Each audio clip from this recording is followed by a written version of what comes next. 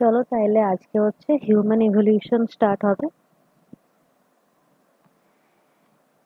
আচ্ছা, আমাদের সাথে সবথেকে বেশি সিমিলারিটি পাওয়া যায় হচ্ছে এপ এর সাথে।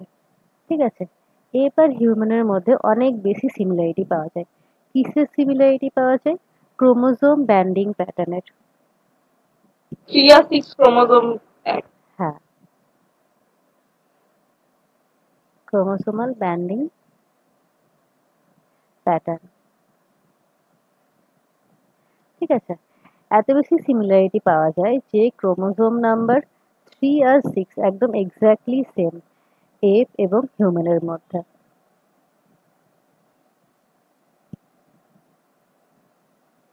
ক্রোমোসোম 3 অ্যান্ড 6 এটা হচ্ছে এক্স্যাক্টলি সেম, এত বেশি সিমিলারিটি আছে। তো এবার যদি আমরা হিউম্যানের মানে আমাদের যদি ফ্যামিলি ট্রি দেখি, তাহলে প্রথমে কি আসে?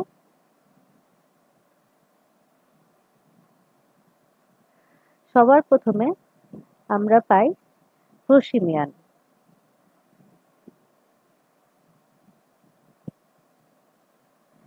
আর এদিকে পাই অ্যানথ্রোপয়েড।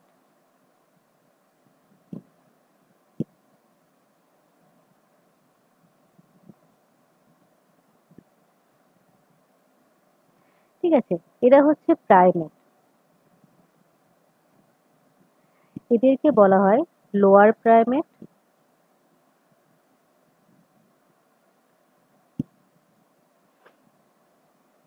আর এদেরকে বলা হয় হায়ার প্রাইমেট।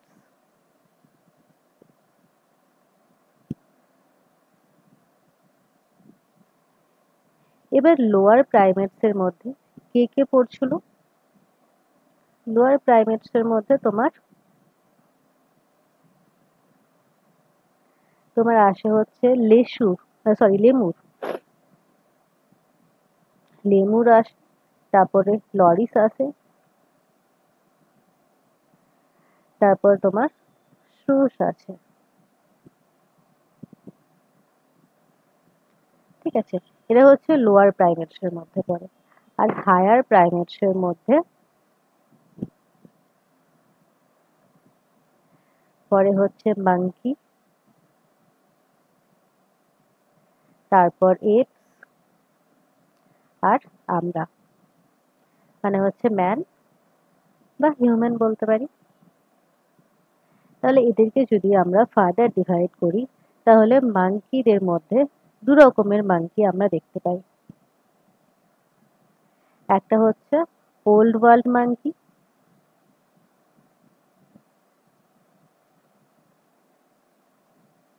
আরেকটা হচ্ছে নিউ ওয়ার্ল্ড মাঙ্কি।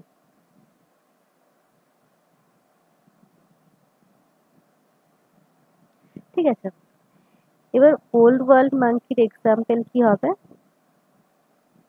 এখানে আসবে তোমার বেবুন আসবে, তারপর রিসেস আসবে, আর নিউ ওয়ার্ল্ড মাঙ্কির মধ্যে তোমার স্পাইডার মাঙ্কি আসবে।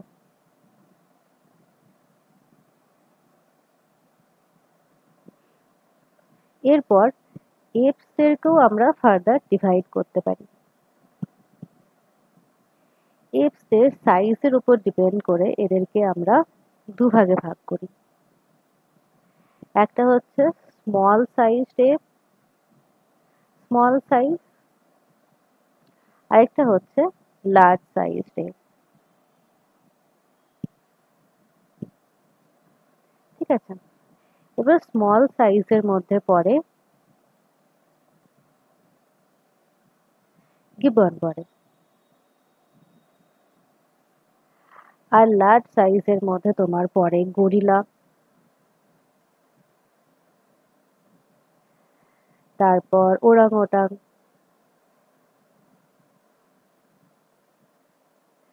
আর তারপর শিম্পাঞ্জি।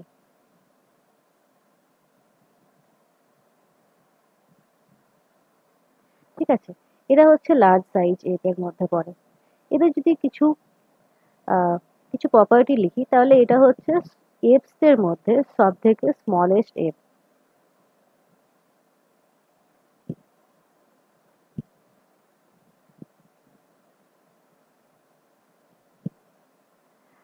আর গরিলা, গরিলা হচ্ছে সব থেকে বেশি পাওয়ারফুল এপ।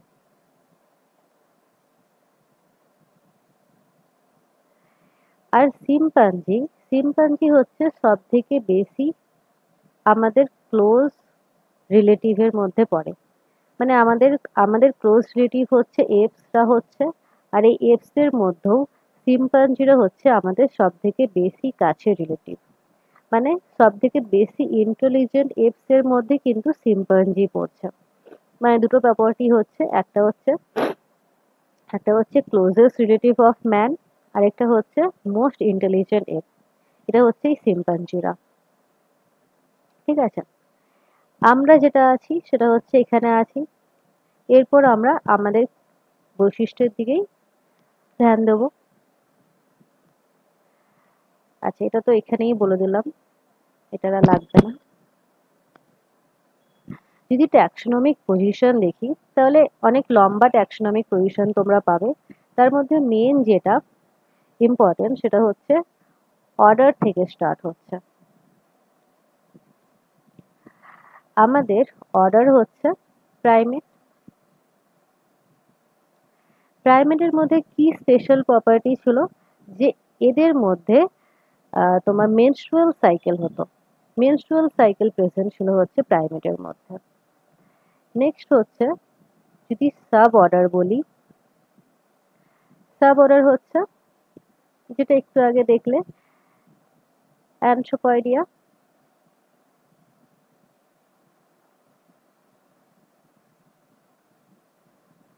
ঠিক আছে, নেক্সট যেটা আছে সেটা হচ্ছে ফ্যামিলি। ফ্যামিলির মধ্যে আমরা হোমিনিডা এর মধ্যে পড়ি।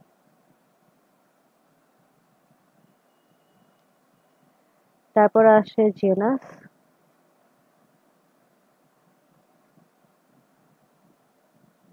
জেনাস হচ্ছে Homo species, sapiens. Sub sub species আছে তারপর, সেটাও হচ্ছে স্যাপিয়েন্স। ও হ্যাঁ, এখন তো মানে তিনটে নাম এসছে, হোমো সেপিয়েন্স, সেপিয়েন্স। হ্যাঁ, এখন তিনটে এসছে। তাহলে এখান থেকে আমরা যেটা পাচ্ছি, যেটা আমাদের নাম আসছে সেটা হচ্ছে হোমো স্যাপিয়েন্স স্যাপিয়েন্স।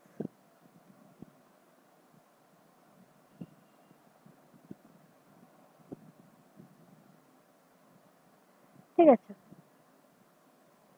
এবার যদি এদের কিছু প্রপার্টি বলি তাহলে এখানে কি বললাম, যে এখানে মেনস্ট্রুয়াল সাইকেল হয় এদের।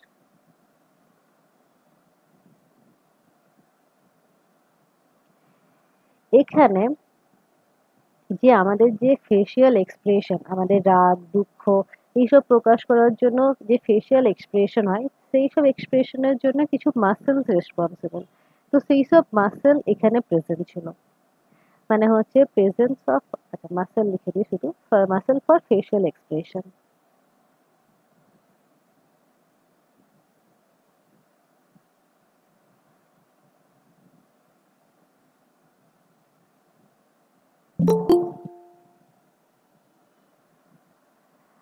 আচ্ছা, নেক্সট যেটা আছে সেটা হচ্ছে যে তোমার এখানে বাইপোডাল লোকোমোশন দেখা গিয়েছিল, এবং এরা সোজাভাবে দাঁড়াতে পারতো। ঠিক আছে, এই হোমিনাইডস এর মধ্যে তোমার বাইপোডাল লোকোমোশন দেখা গেছে।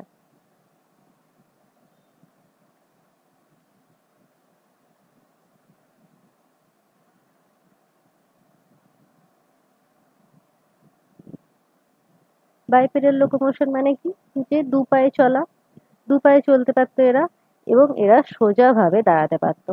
মানে ইরেক্ট পোশ্চার ছিল এদের মধ্যে।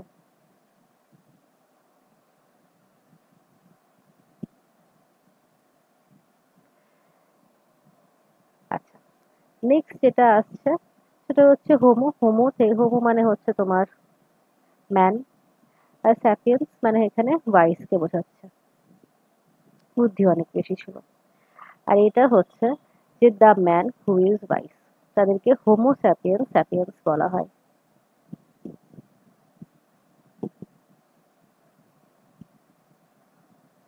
ঠিক আছে, এটা ছাড়াও আরো অনেক বড় ক্লাসিফিকেশন আছে, মানে ট্যাক্সোনমিক পজিশন আছে, সেগুলো চাইলেও দেখতে পারো, যে একদম পুরো কিংডম থেকে স্টার্ট হচ্ছে। আমি তোমাদের এখান থেকে বললাম, অন্তত এগুলো পরপর পরপর মনে রাখবে।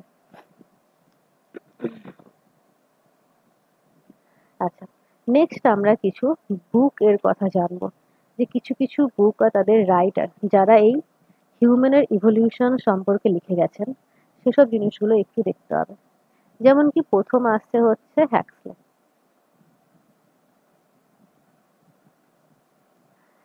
ইনি 1863 তে একটা বুক লিখেছিলেন, তার নাম হচ্ছে man's place in nature.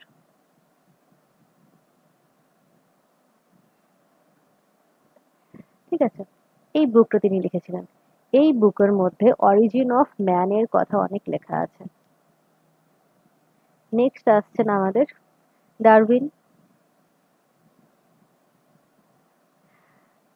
Darwin 1871 এ একটা বুক লিখেছিলেন, তার নাম হচ্ছে the the descent of man.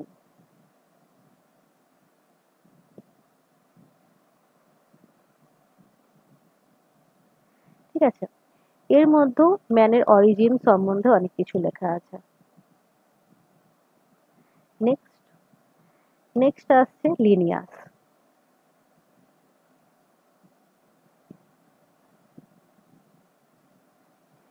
Linnaeus একটা বুক লিখেছিলেন, তার নাম হচ্ছে the man who is wise. এই বুকটা তিনি লিখেছিলেন। এর মধ্যে হোমো স্যাপিয়েন্স এর ব্যাপারে অনেক কিছু লেখা আছে, যে কোথা থেকে কিভাবে এদের উৎপত্তি হয়েছে, ইভলিউশন সম্বন্ধে অনেক কিছু লেখা আছে। তো এই তিনটে বুক মনে রাখবে কে লিখেছেন। আচ্ছা, এর আগে কিছুক্ষণ আগে আমরা দেখলাম যে এপস আর হিউম্যানের মধ্যে অনেক বেশি সিমিলারিটি আছে। কিছু কিছু সিমিলারিটি আছে আর কিছু কিছু ডিফারেন্সও আছে। তো সিমিলারিটি কোন কোন জায়গায় আছে? যেমন কি প্রথম আমরা দেখলাম যে ক্রোমোজোমাল ব্যান্ডিং প্যাটার্ন, যেটা তুমি বললে যে ক্রোমোজোম 3 আর ক্রোমোজোম 6 এর মধ্যে প্রচুর সিমিলারিটি আছে, একদম সেম দেখতে। তাহলে ফার্স্ট হচ্ছে ক্রোমোজোমাল ব্যান্ডিং প্যাটার্ন।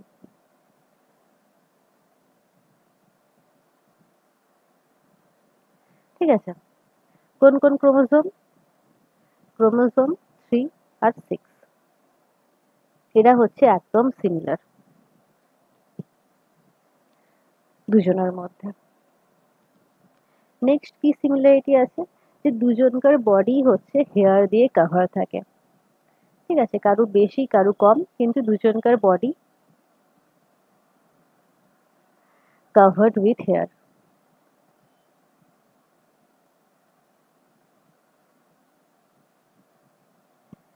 নেক্সট এটা আছে যে দুজনকার এই ক্রেনিয়াল ক্যাপাসিটি, ক্রেনিয়াল ক্যাপাসিটি কিন্তু অনেক বেশি, সেটাকে হচ্ছে লার্জ ক্রেনিয়াল ক্যাপাসিটি।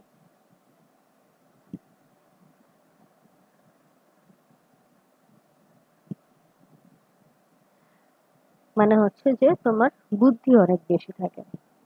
নেক্সট হচ্ছে যে approximately same number of chromosome present আছে দুজনকার মধ্যে। যেমন কি হিউম্যানের ক্ষেত্রে কি দেখা যায় যে 46টা ক্রোমোজোম প্রেজেন্ট আছে, আর এদিকে এপস এর মধ্যে তোমার 48টা ক্রোমোজোম প্রেজেন্ট আছে। তাহলে এখানে কি দেখছি যে প্রায় সেম নাম্বার অফ ক্রোমোজোম আছে, approximately same number of chromosome. ঠিক আছে, আচ্ছা, নেক্সট কি সিমিলারিটি আছে? যে দুজনকার মধ্যে মেনস্ট্রুয়াল সাইকেল প্রেজেন্ট আছে।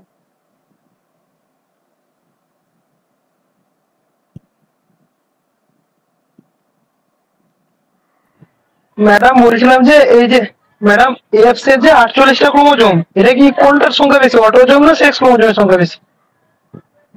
ওটাও অনেক ডিটেলসে দেখতে হবে, আমার অত ডিটেলসে জানা নেই। সেক্স ক্রোমোজোমের সংখ্যা আচ্ছা তো ঠিক আছে। অবভিয়াসলি কমই থাকবে, সেক্স ক্রোমোজোমের সংখ্যা কেন বেশি থাকবে? তাহলে অটোজোম বেশি হতে পারে। হ্যাঁ, অটোজোম বেশি আছে। এই হলো তুমি নাম্বার জিজ্ঞেস করছো কার কি আছে। আচ্ছা। হ্যাঁ, তারপর হচ্ছে যে কি বললাম যেন, হ্যাঁ, মেনস্ট্রুয়াল সাইকেল দুজনকার মধ্যেই প্রেজেন্ট আছে। ঠিক আছে। তারপর আরেকটা জিনিস দেখা যায় যে দুজনের মধ্যেই যে কাপল হয়ে থাকার প্রবণতা থাকে, মানে এটাকে লিখতে পারি যে টেন্ডেন্সি টু লিভ অ্যাজ কাপল।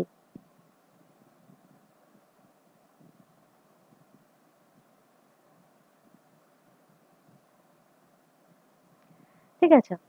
আর এই দুজনকার মধ্যেই বিভিন্ন রকম এক্সপ্রেশন দেখা যায়, মানে রাগ, ভয়, এই ধরনের এক্সপ্রেশন দেখা যায়। ফেসিয়াল এক্সপ্রেশন বলা হয় এগুলোকে, মানে ইমোশন দেখা যায়, ইমোশন প্রেজেন্ট আছে। যেমন কি রেজ, ফেয়ার, এইসব জিনিস দুজনকার মধ্যে দেখা যায়। এগুলো হচ্ছে তোমার সিমিলারিটিজ এর মধ্যে পড়ছে, হিউম্যান আর এপের মধ্যে। এবার দুজনকার মধ্যে বিভিন্ন ডিফারেন্সও আছে। কি কি ডিফারেন্স আছে?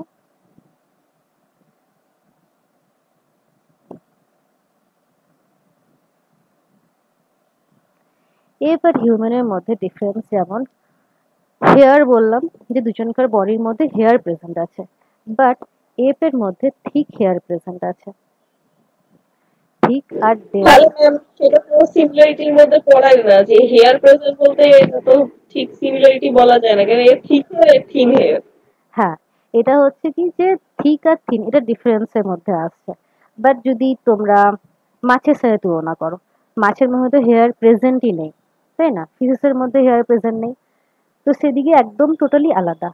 এদিকে তাও কি হচ্ছে যে এদিকে যেহেতু হেয়ারের প্রয়োজন আমাদের মধ্যে কম হয়ে যাচ্ছে আস্তে আস্তে, তাই জন্য আস্তে আস্তে আমাদের বডির মধ্যে হেয়ারের নাম্বার কমে যাচ্ছে। বাট একসময় কি ছিল যে হেয়ার দুজনকার মধ্যেই তো প্রেজেন্ট আছে, তাই জন্য এটা একটা সিমিলারিটির মধ্যেই লেখা হচ্ছে। যদি আপনি তুলনা করেন তাহলে তাদের ঠিক হেয়ার ছিল, হ্যাঁ। আর ক্লোথস পরতো না সেই জন্য। হ্যাঁ, তো এখানে কি হচ্ছে যে এখানে এপস এর মধ্যে থিক হেয়ার প্রেজেন্ট আছে, থিক অ্যান্ড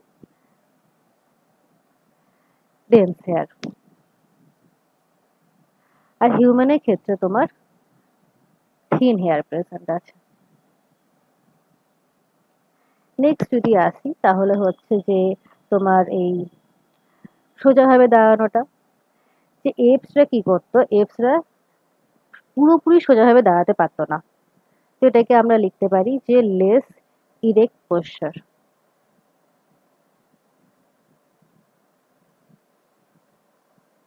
ঠিক আছে। আর হিউম্যানরা কি করে যে কমপ্লিটলি ইরেক্ট পোশ্চার দেখা যায়।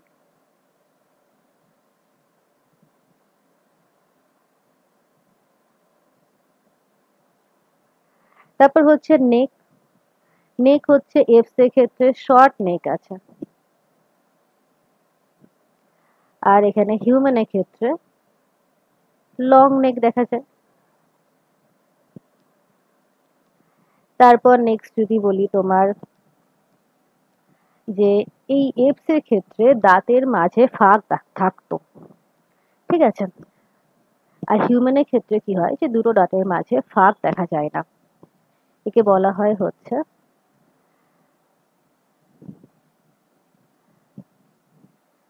ডাইঅ্যাস্টেমা। ডাইঅ্যাস্টেমা প্রেজেন্ট আছে। এক্ষেত্রে কি হয় যে ডাইঅ্যাস্টেমা প্রেজেন্ট নেই।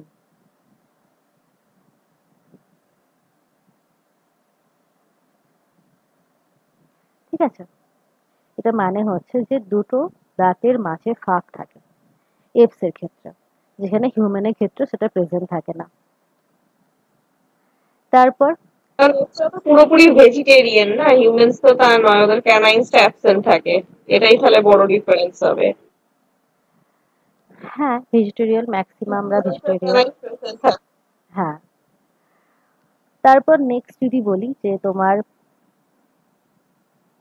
আহ, যেটা লোকোমোশন, এটা কি চারটে পায়ের ওপর ভর দিয়ে চলতো এপসরা, তো এদের যে লোকোমোশনটা থাকে সেটাকে বলা হয় হচ্ছে কোয়াড্রুপেডাল লোকোমোশন। আর এদিকে হিউম্যানের ক্ষেত্রে কি হয়, যেটা হচ্ছে বাইপেডাল লোকোমোশন।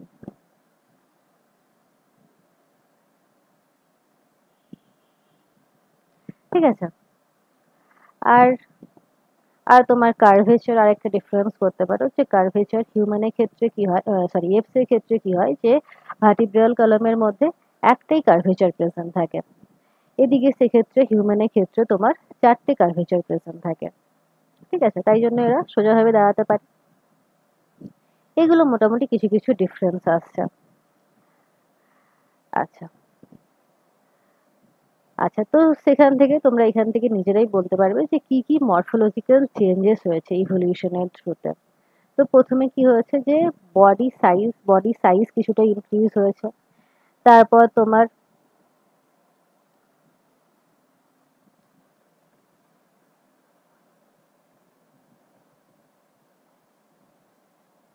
আচ্ছা, এক সেকেন্ড একটু দাঁড়াও।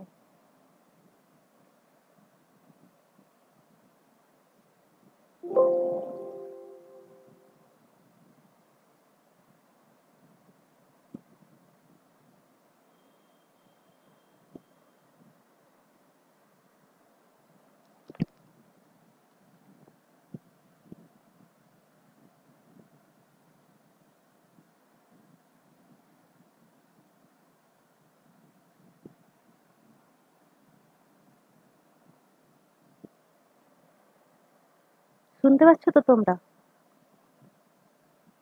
হ্যাঁ স্যার।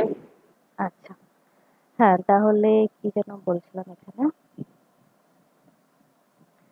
হ্যাঁ, মরফোলজিক্যাল চেঞ্জ কি কি হয়েছে, যেমন কি এই বডি হেয়ার রিডিউস হয়ে গেছে। তারপর নোজের স্ট্রাকচার চেঞ্জ হয়েছে, বাইপোডাল লোকোমোশন হয়েছে। তারপর তোমার ব্রেন সাইজ ইনক্রিজ হয়েছে। ঠিক আছে,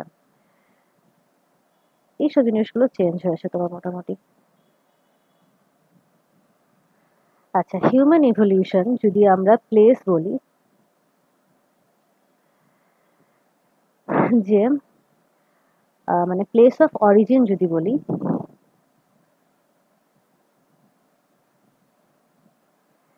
যে হিউম্যানের কোথায়, মানে এই যে ইভলিউশন সেটা স্টার্ট হয়েছে কোথায়, সেটা বিভিন্ন রিসার্চে বিভিন্ন জায়গাকে বলা হয়েছে। লাস্ট পর্যন্ত যে জায়গা মোটামুটি ঠিক হয়েছে সেটা হচ্ছে আফ্রিকা। আফ্রিকাই হচ্ছে যে place of origin of human evolution. ঠিক আছে, এটা কিসের উপর ডিপেন্ড করে? এটা মাইটোকন্ড্রিয়াল ডিএনএ এর উপর ডিপেন্ড করে।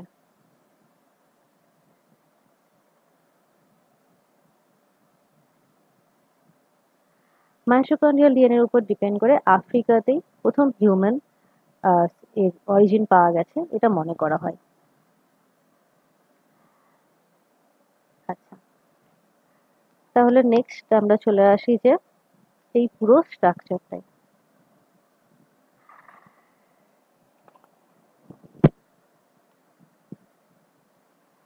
আচ্ছা, এখান থেকে দেখো যে কি হচ্ছে। প্রথমে জারাপিথেকাস ছিল, জারাপিথেকাস থেকে রামাপিথেকাস, রামাপিথেকাস থেকে অস্ট্রালোপিথেকাস, অস্ট্রালোপিথেকাস থেকে হোমো হ্যাবিলিস, সেখান থেকে হোমো ইরেক্টাস, তারপরে নিয়ান্ডারথাল, ক্রো ম্যাগনান, ম্যাগনান। এরকম ভাবে ক্রমাগত হিউম্যানের ইভলিউশন হয়েছে। এটাকে আমরা বিভিন্ন ভাগে ভাগ করেছি। সেই ভাগটাকে তোমরা এখানে দেখো। প্রথমে কি বললাম, যে ডায়োপিথেকাস, তারপর রামাপিথেকাস, অস্ট্রালোপিথেকাস, হোমো হ্যাবিলিস, তারপর হচ্ছে হোমো ইরেক্টাস। হোমো ইরেক্টাসকে আমরা তিন ভাগে ভাগ করি। একটা হচ্ছে জাভা ম্যান, পেকিং ম্যান। আচ্ছা, এই এই জিনিসগুলো এখানে এই পিকচারের মধ্যে দেওয়া নেই। ঠিক আছে, এইগুলোকে তোমরা মানে অ্যাড করে নিতে পারো, যে এখানে জাভা ম্যান, পেকিং ম্যান, তারপর হচ্ছে হাইডেলবার্গ।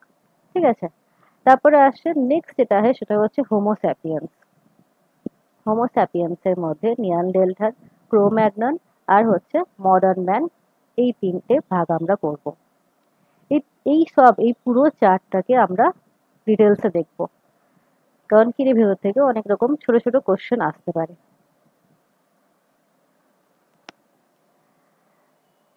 বুকের মধ্যে যা লেখা আছে পুরোটাকে আমি একটা জায়গাতে নিয়ে আসার চেষ্টা করেছি। তো এই একটা পেজে তো আমার হবে না, তোমরা যদি পারো তাহলে একটা সম্পূর্ণ পেজের মধ্যে পুরো জিনিসটাকে লিখে নিতে পারো।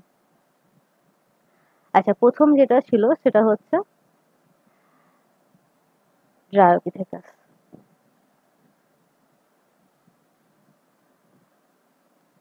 ঠিক আছে,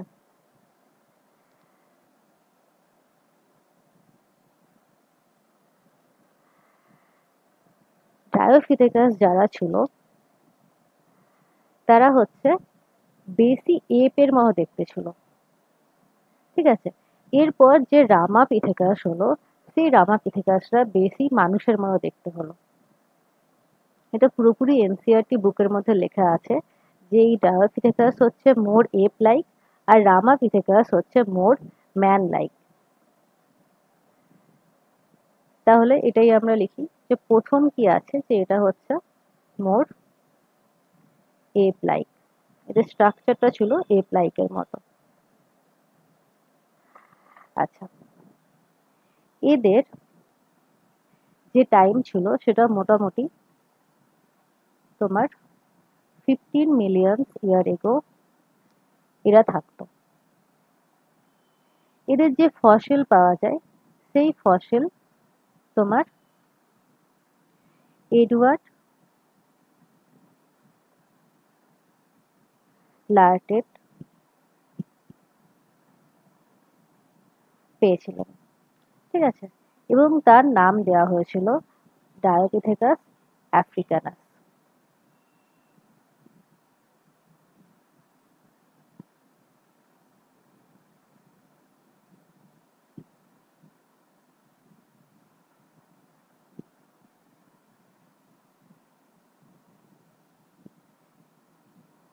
আর এর ক্ষেত্রে মেন যে বৈশিষ্ট্যটা কি বললাম, যে এটা হচ্ছে যে নর এবং বানরের হচ্ছে সাধারণ পূর্বপুরুষ। মানে মেন ব্যাপার কি বলতে চাইছি, যখন এই জাওয়াপিথেকাস ছিল তখন একদিকে কি হলো, একটা স্ট্রিম এদিকে মানুষ তৈরির দিকে চলে গেল, আর আরেকটা স্ট্রিম অন্যদিকে, যে আমরা বানর মানে মাংকি তারপর এপ এইসব জিনিসগুলোকে দেখলাম এর আগে ক্লাসিফিকেশনে, সেই দিকে চলে গিয়েছিল। তো আমরা সেই দিকটা দেখবো না, আমরা যেটা ফোকাস করব সেটা হচ্ছে এই হিউম্যান ইভলিউশনের দিকে ফোকাস করব। তো প্রথমে যে ছিল সে কি, সে হচ্ছে রামাপিথেকাস ছিল।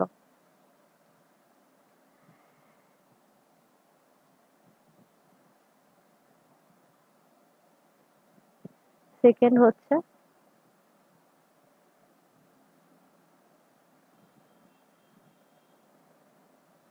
রামাপিথেকাস।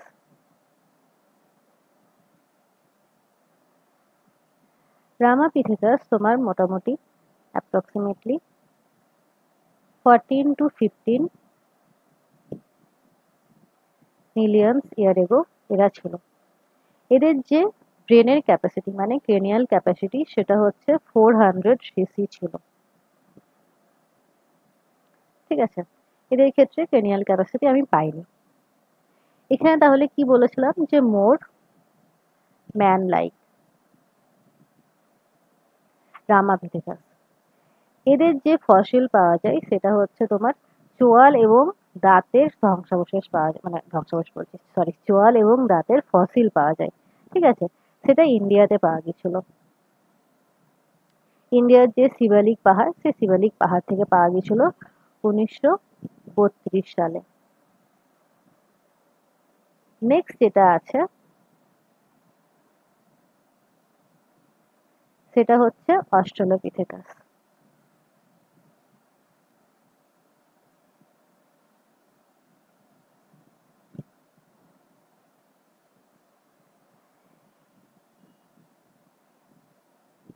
এরা মোটামুটি তোমার 2 মিলিয়ন ইয়ার এগো এরা ছিল। এদের যে ক্রেনিয়াল ক্যাপাসিটি সেটা হচ্ছে 450 থেকে 600 সিসি। এই অস্ট্রালোপিথেকাসের মধ্যে, আচ্ছা এখানে তো জায়গা হবে না আবার, আচ্ছা ঠিক আছে, না এখানে হবে না, ছেড়ে দাও, নেক্সট পেজে দেখো।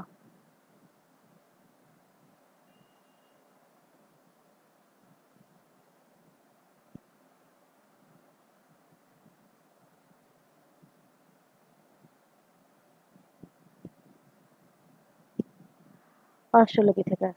এর কি বললাম, এটা ছিল হচ্ছে তোমার মোটামুটি 2 মিলিয়ন ইয়ার এগো এরা ছিল। ক্রেনিয়াম ক্যাপাসিটি ছিল মোটামুটি 450 থেকে 600 সিসি এর মধ্যে।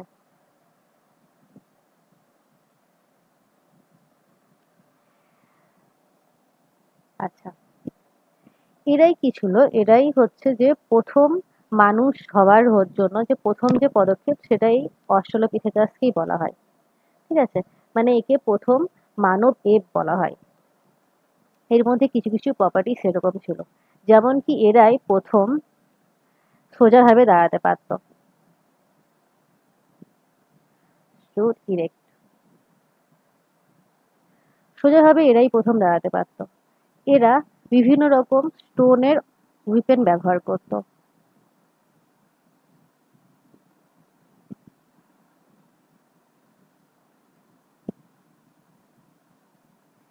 কিন্তু এরা ফ্রুট ফ্রুট খেত।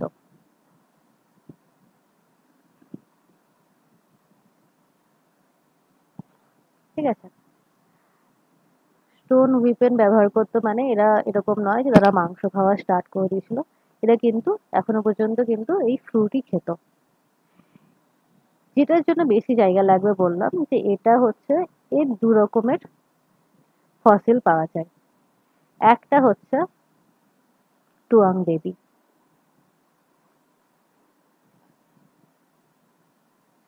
টুয়াং বেবির ফসিল পাওয়া যায় মানে একটা মোটামুটি 5 থেকে 6 বছর বয়সের একটা বাচ্চার স্কাল পাওয়া যায়। সেই স্কালটার নাম দেওয়া হয় হচ্ছে টুয়াং বেবি। ঠিক আছে, এখানে পাওয়া গেছিল হচ্ছে skull of 5 to 6 years old baby. কার দ্বারা পাওয়া গেছিল?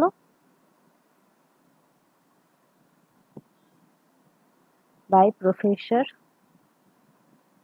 রেমন ডাট।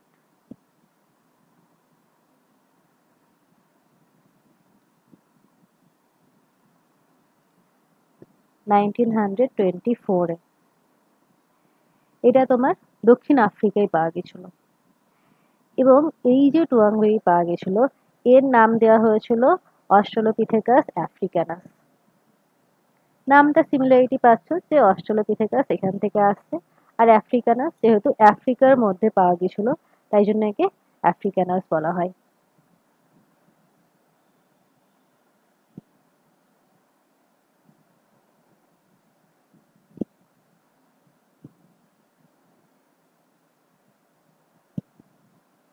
ঠিক আছে, এই নামগুলো কিন্তু মনে রাখতে হবে। আচ্ছা, এটা একটা ফসিল পাওয়া যায়। আরেকটা ফসিল পাওয়া গিয়েছিল,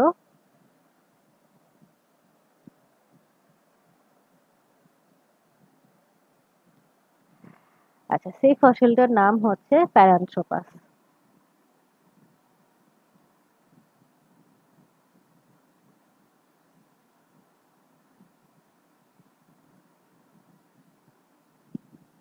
ঠিক আছে, প্যারান্থ্রোপাস এখানেও হচ্ছে মাথার খুলি পাওয়া গেছে। কার দ্বারা? By Robert ব্রুম।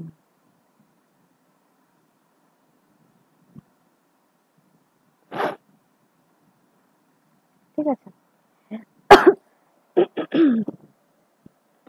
আচ্ছা এখানে যে নাম দেওয়া হয়েছিল, এই তোমরা দেখতে পাচ্ছ? হ্যাঁ ম্যাম, আমি পরিষ্কার দেখতে পাচ্ছি। আমার ফোন থেকে তো স্লাইডটা উড়ে গেছে। আচ্ছা এবার এসছে আবার। আচ্ছা, হ্যাঁ তো যেটা যে রবার্ট ব্রুম, আচ্ছা রবার্ট ব্রুম এটা খুঁজে পেয়েছিলেন। এর নাম দেওয়া হয়েছিল অস্ট্রালোপিথেকাস রবাস্টাস। এর নাম থেকেই রবাস্টাস নাম দেওয়া হয়েছিল।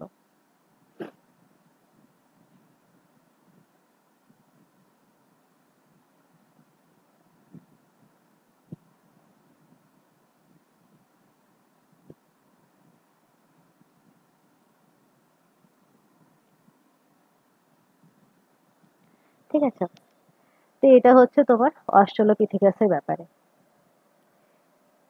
আচ্ছা, নেক্সট যেটা আছে সেটা হচ্ছে তোমার 4 নাম্বার, হোমো হ্যাবিলিস।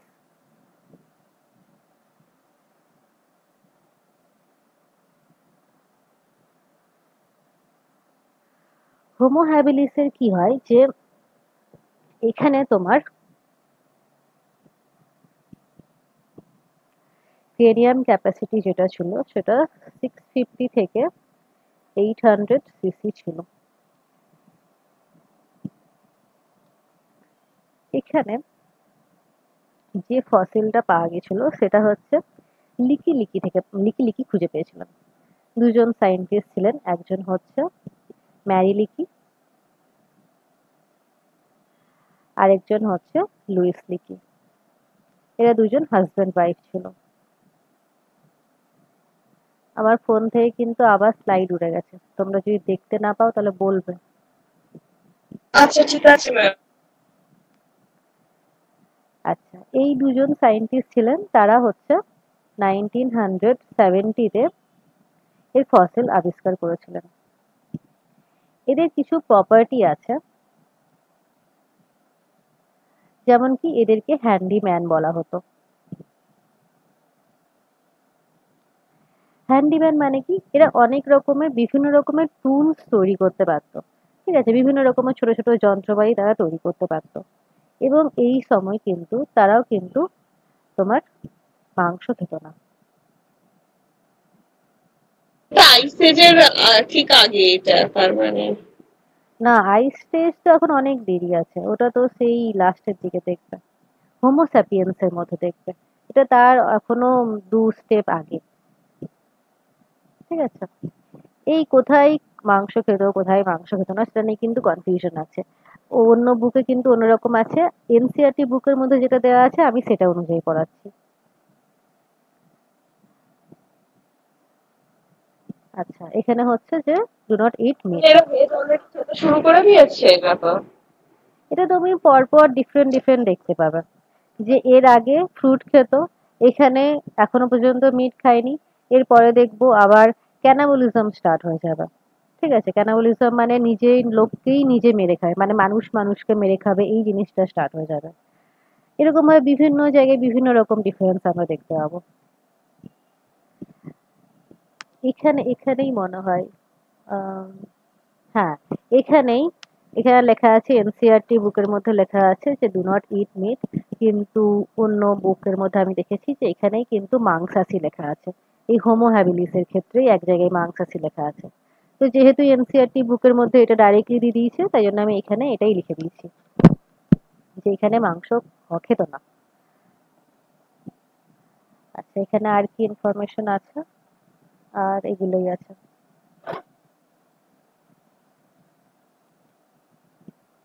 আচ্ছা, নেক্সট যেটা আসছে সেটা হচ্ছে যে, না এটা এখানে হবে না, এটা নেক্সট পেজে 3টে ভাগ করতে হবে। যে 5 নাম্বার হচ্ছে তোমার হোমো ইরেক্টাস।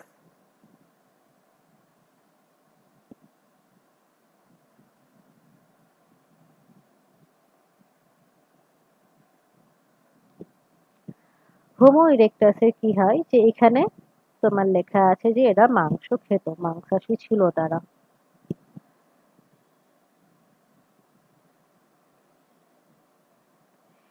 এদের যে ক্রেনিয়াম ক্যাপাসিটি সেটা পরে দেখছি। এরা মোটামুটি তোমার 1.5 মিলিয়ন ইয়ার এগো তারা ছিল। এদেরকে আমরা 3 ভাগে ভাগ করেছি। একটা হচ্ছে জাভা ম্যান, নেক্সট আসছে তোমার পিকিং ম্যান,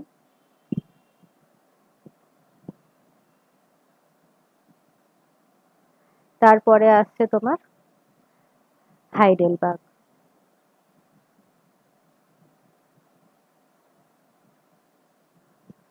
ঠিক আছে,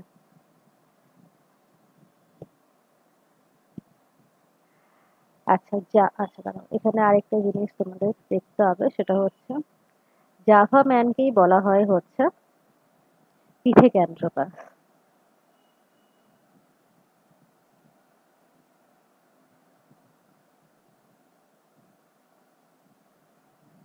আর এদিকে পেকিং ম্যানকে বলা হয় সিন্যানথ্রোপাস।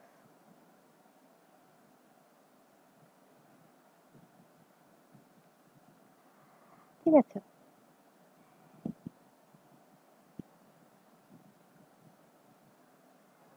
আচ্ছা, এর ফসিল পাওয়া গিয়েছিল হচ্ছে ডক্টর ডুব্রোইস এর দ্বারা 1891-এ। এদের যে ক্রেনিয়াল ক্যাপাসিটি ছিল সেটা হচ্ছে 850 থেকে 900 সিসি। এরাই হচ্ছে প্রথম ছিল যারা ফায়ার ইউজ করত। ঠিক আছে, মানে first who use fire, first man who use fire. এদের মধ্যে তোমার ক্যানাবলিজম দেখা গেছে।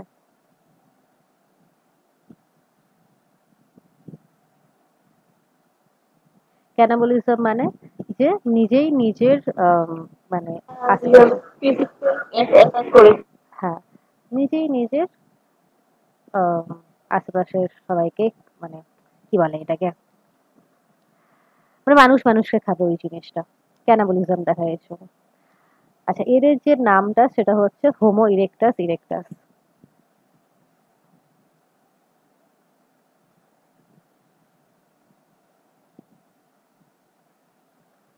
ঠিক আছে, এই জিনিসগুলো এখান থেকে মনে রাখবে। আচ্ছা, নেক্সট হচ্ছে Peking man. Peking man WC পি, ইনি চীনের ছিলেন। ইনি হচ্ছে এর ফসিল আবিষ্কার করেছিলেন। এদের যে ক্রেনিয়াম ক্যাপাসিটি ছিল সেটা হচ্ছে 150 সিসি। এদেরকে বলা হতো হচ্ছে হোমো ইরেক্টাস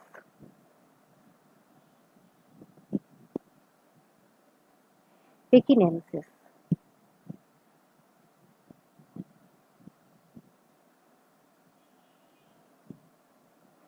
এরা কি করতো, এরা বোনস এর তৈরি উইপেন ইউজ করতো।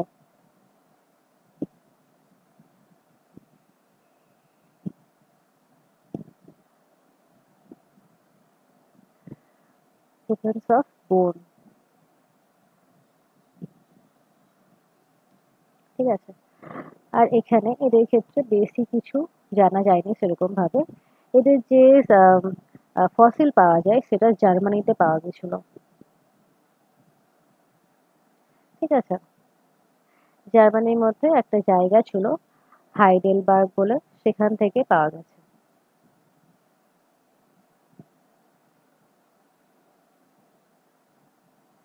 কি পাওয়া গেছিল, এদের লোয়ার জ পাওয়া গেছিল।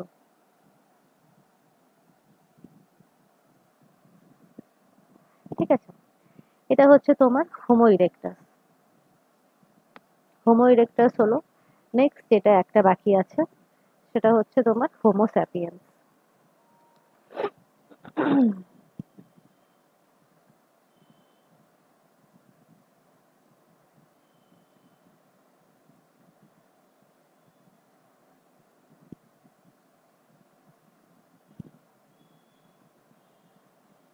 হোমো স্যাপিয়েন্স বাকি আছে। এখানেও আমরা একে 3 ভাগে ভাগ করেছি।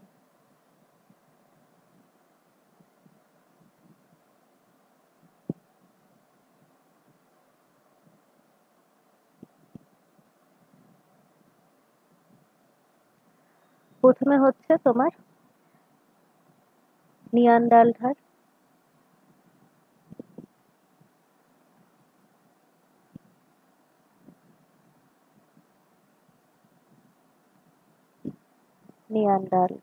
ম্যান। নেক্সট যেটা আছে সেটা হচ্ছে ক্রো-ম্যাগনান।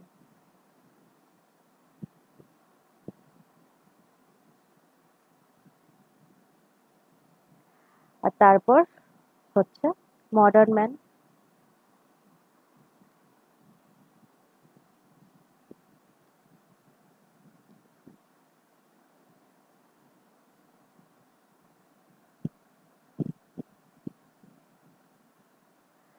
আচ্ছা, এদের ক্ষেত্রে তো অনেক কিছু আছে, যেমন কি এদের যে ক্রেনিয়াল ক্যাপাসিটি ছিল সেটা তোমার 1400 সিসি ছিল। ঠিক আছে, এদের নাম দেওয়া হয়েছিল হোমোস্যাপিয়েন্স। নেন্দারথ্যালেনসিস। হ্যাঁ,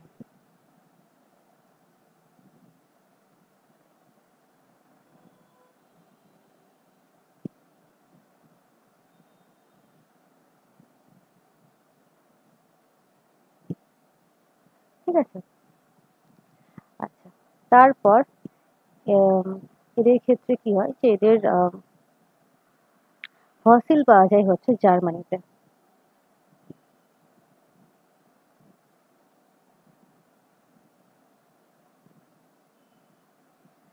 জার্মানিতে পাওয়া যায়, কার দ্বারা পাওয়া যায়? ডক্টর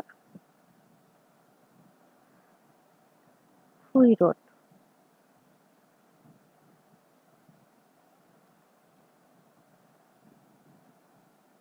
এরপর এদের মধ্যে বিভিন্ন রকমের প্রথা ছিল। প্রথা ছিল মানে তখন সমাধি দেওয়া হতো, কেউ যদি মারা যায় তাকে সমাধি দেওয়া হতো। ঠিক আছে, তো সেই জিনিসটাকে বলা হয় বেরিয়াল সিস্টেম, বেরিয়াল কাস্টম বলা হয়।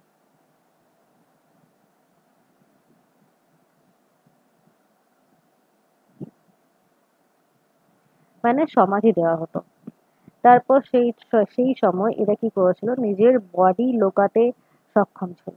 মানে বিভিন্ন রকম পশুর চামড়া বা পাতা দিয়ে তারা ড্রেস তৈরি করতো, মানে এরা হাইড করতো বডি।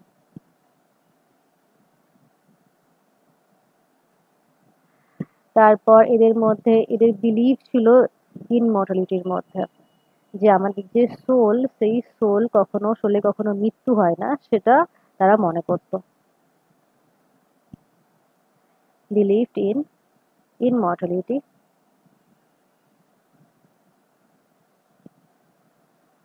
Of soul. সেই সময় এদের ব্রেনের মধ্যে স্পিচ এবং ল্যাঙ্গুয়েজ সেন্টার ডেভেলপ হওয়া স্টার্ট হয়ে গিয়েছিল। Development of speech and language centre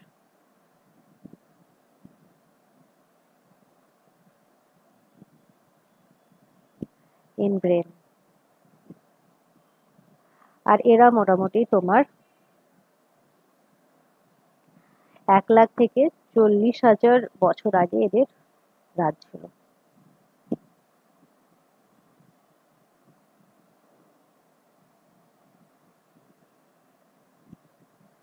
years back. ঠিক আছে, নেক্সট যেটা আছে সেটা হচ্ছে ক্রোম্যাগন। ক্রোম্যাগনের ক্ষেত্রে এদের যে ব্রেন ক্যাপাসিটি মানে ক্রেনিয়াল ক্যাপাসিটি, সেটা হচ্ছে 1650 সিসি। এদেরকে বলা হতো হচ্ছে হোমোস্যাপিয়েন্স ফসিলিস।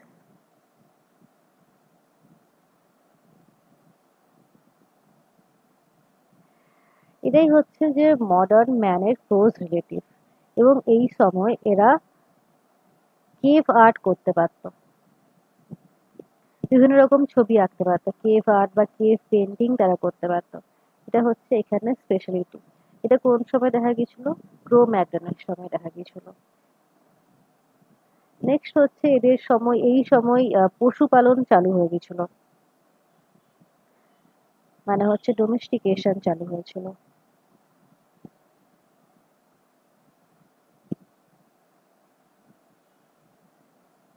ডোমেস্টিকেশন of animal. ঠিক আছে। আচ্ছা, এর যে ফসিল সেটা আবিষ্কার করেছিলেন হচ্ছে ডক্টর এমসি গ্রেগর। এটা আবিষ্কার হয়েছিল হচ্ছে তোমার ফ্রান্সে।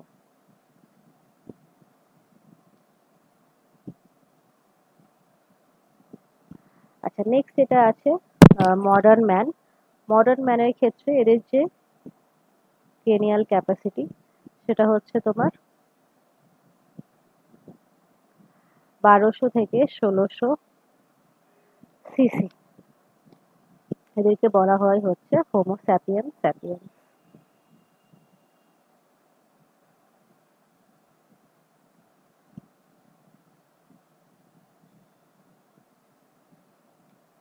ঠিক আছে, হোমো স্যাপিয়েন্স স্যাপিয়েন্স বলা হয়। এরা ছিল হচ্ছে তোমার সেই আইস এজের টাইমে। আইস এজ মানে তোমার মোটামুটি এখানে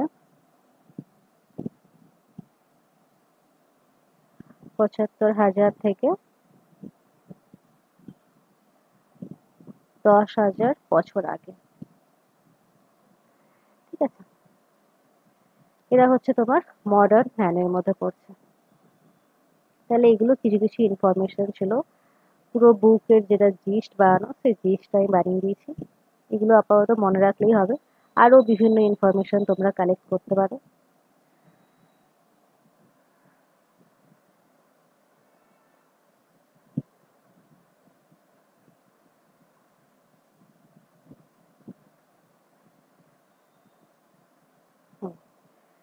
আচ্ছা, তো এইগুলো ছিল হচ্ছে তোমার হিউম্যান ইভলিউশনের মধ্যে।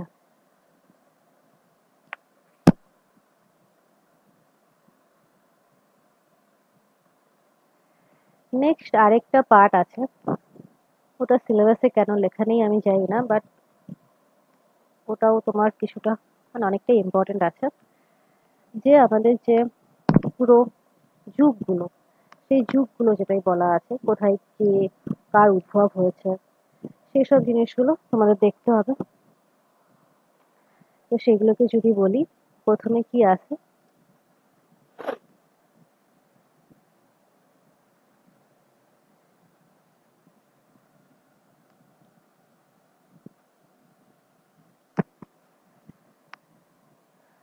প্রথমে আসে হচ্ছে ইয়ন।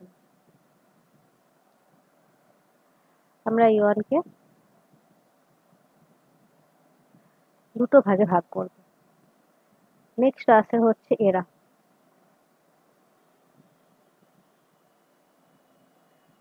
এইটুকুর মধ্যে জায়গা হবে। আচ্ছা, আগে লিখেই নাও যে কি কি ইয়ন আছে।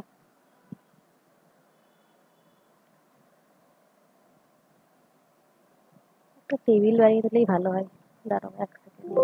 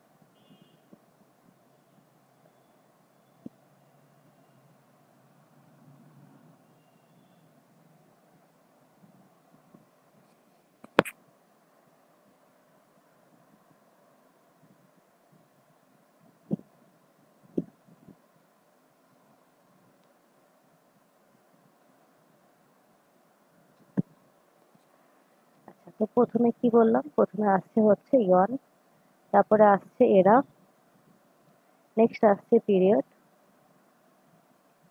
আর তারপরে আসছে ইপক।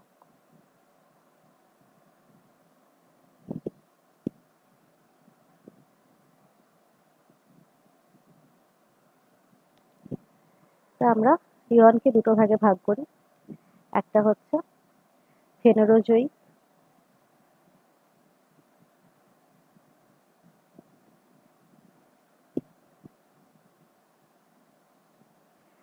আর তারপর আসছে প্রিক্যাম্ব্রিয়ান।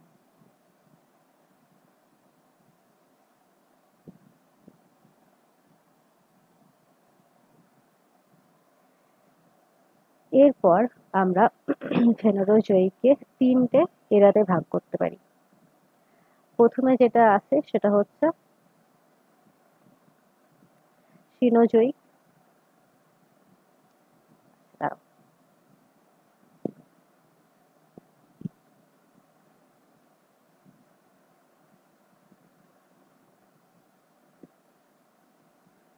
তারপর আসছে মেসোজয়িক,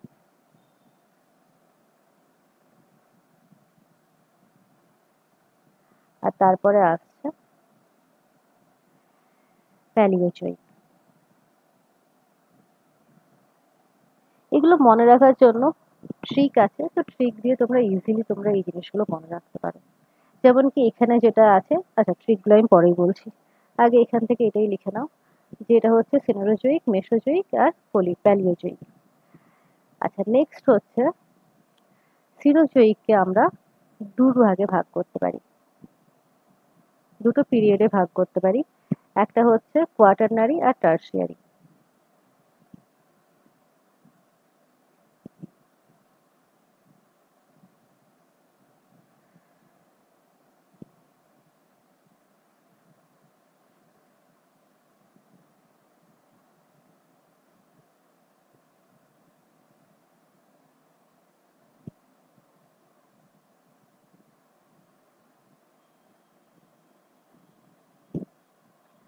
কোয়াটারনারি টার্সিয়ারিতে ভাগ করতে পারি।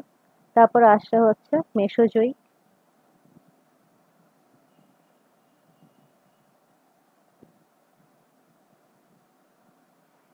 মেসোজয়িককে আমরা 3 ভাগে ভাগ করতে পারি। একটা হচ্ছে ক্রিটেসিয়াস,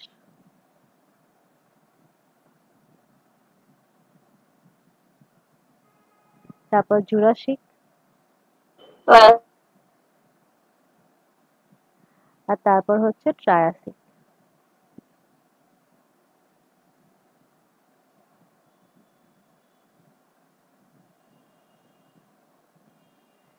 আচ্ছা তারপর এটাকে আবার 6 ভাগে ভাগ করতে পারি। প্রথমে হচ্ছে পার্মিয়ান,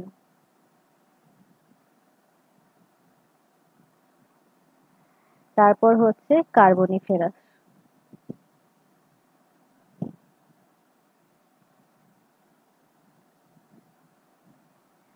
নেক্সট আসছে ডিফোনিয়ান,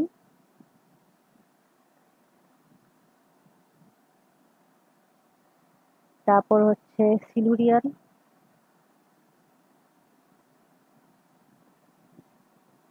তারপর আসছে হচ্ছে ওডোভিশিয়ান,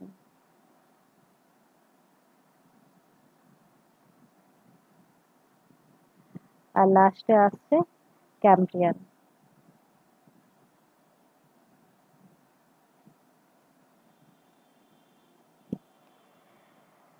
আচ্ছা প্রি ক্যাম্ব্রিয়ানটা এখান থেকে এখন বাদ দিয়ে দাও, কারণ কি এটার আর জায়গা হবে না এখানে।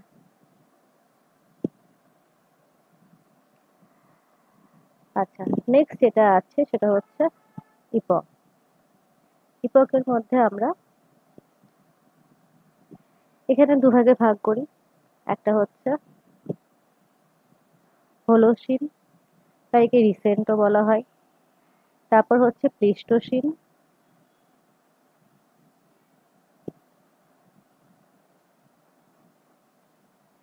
নেক্সট টার্সিয়ারিকে আমরা 5 ভাগে ভাগ করি। একটা হচ্ছে প্লায়োসিন,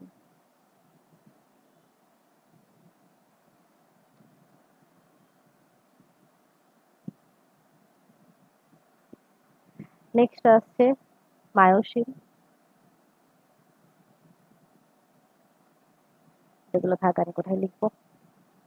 আচ্ছা তারপরে আসছে হচ্ছে অলিগোসিন,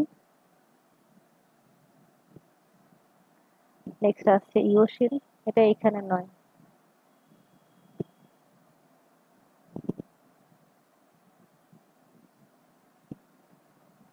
এর সাথেই আসছে টার্সিয়ারির সাথেই আসছে যে ইওসিন,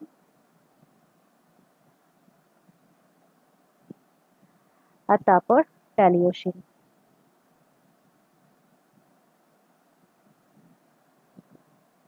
ঠিক আছে, তো এগুলো মনে রাখার জন্য খুব ইজি ট্রিক আছে, সেগুলো দিয়ে তোমরা খুব ইজিলি মনে রাখতে পারো।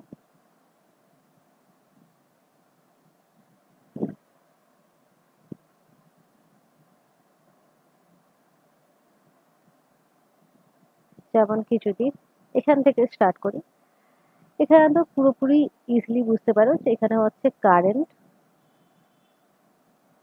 মিডিল, এটা হচ্ছে পাস্ট। এই ট্রিকটা তোমরা মনে রাখতে পারো, ঠিক আছে। সিনোজয়িক কারেন্ট থেকে আসছে, আর মেসোজয়িক হচ্ছে মিডিল থেকে আসছে, আর প্যালিওজয়িক হচ্ছে তোমার পাস্ট থেকে আসছে। এখানে পিরিয়ড গুলো মনে রাখার জন্য একটা ট্রিক আছে, সেটা হচ্ছে তোমার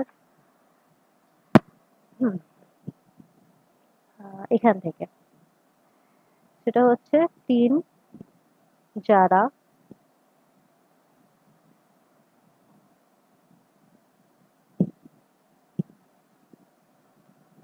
ক্রিয়েট 10 কোশ্চেন, ঠিক আছে। এখানে এই জিনিসটা মনে রাখতে পারো যে 3 যারা ক্রিয়েট 10 কোশ্চেন, এই পুরো জিনিসটা এখান থেকে হয়ে যাবে। এটা তোমরা নিজেরাই বানাবে, কারণ কি আমি যেটা বানিয়েছিলাম সেটার কোনো মিনিং ছিল না। তো তোমরা নিজেরা বানালেই তোমরা ঠিকঠাক বানাতে পারবে। মিনিংলেস একটা বানিয়েছিলাম আমি। আচ্ছা, তারপর যেটা আসছে সেটা হচ্ছে ইপোয়াচের ক্ষেত্রে আসছে এখানে। এগুলোকে নেমোনিক্স বলে। হ্যাঁ, নেমোনিক্স। হ্যাঁ, এখানে যেটা আছে সেটা হচ্ছে যে পুট, এটা খুবই ইজি, যে put egg on my plate please honey, put egg on my plate please honey, ঠিক আছে। এটা দিয়ে এটা খুব ইজিলি তোমরা মনে করতে পারো। আচ্ছা, এখানে বেশি তো আমার কাছে জায়গা নেই, তো আমি কিছু কিছু বৈশিষ্ট্য তোমাদের বলে দিচ্ছি যে মেনলি যেটা তোমাদের দরকার। আচ্ছা, এখানেই বলছি যে কি হচ্ছে, প্রি ক্যাম্ব্রিয়ান তো এখানে বাদ চলে গেল, প্রি ক্যাম্ব্রিয়ানটা, আচ্ছা এখানে লিখে দিচ্ছি প্রি ক্যাম্ব্রিয়ান,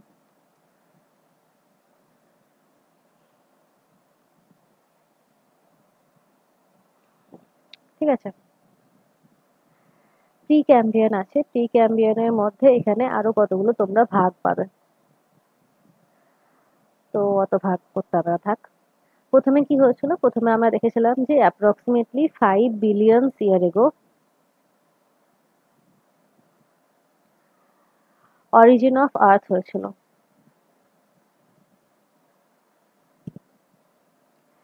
তারপর অ্যাপ্রক্সিমেটলি 3 বিলিয়ন ইয়ার এগো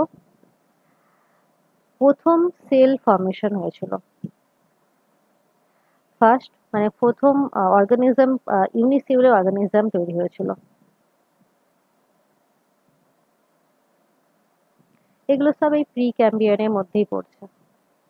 নেক্সট যেটা আমরা দেখেছিলাম যে 2 থেকে 1.5 বিলিয়ন ইয়ার এগো তোমার প্রোক্যারিওটিক অর্গানিজম তৈরি হয়েছিল, প্রোক্যারিওটস তৈরি হয়েছিল, ইউক্যারিওটস তৈরি হয়েছিল, আর হচ্ছে তোমার মাল্টি সেলুলার অর্গানিজমও তৈরি হয়েছিল।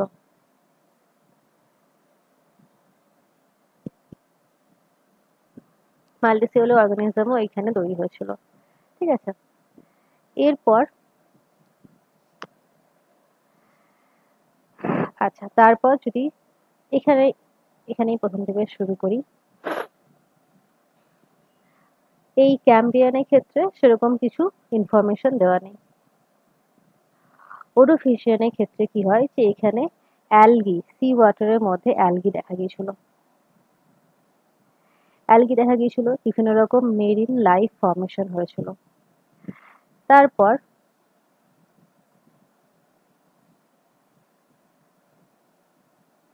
না, এটা তোমার ক্যাম্বিয়ানের ক্ষেত্রে, ঠিক আছে। অ্যালগি অ্যালগি ফর্মেশন ক্যাম্বিয়ান থেকে স্টার্ট হয়ে গেছিল।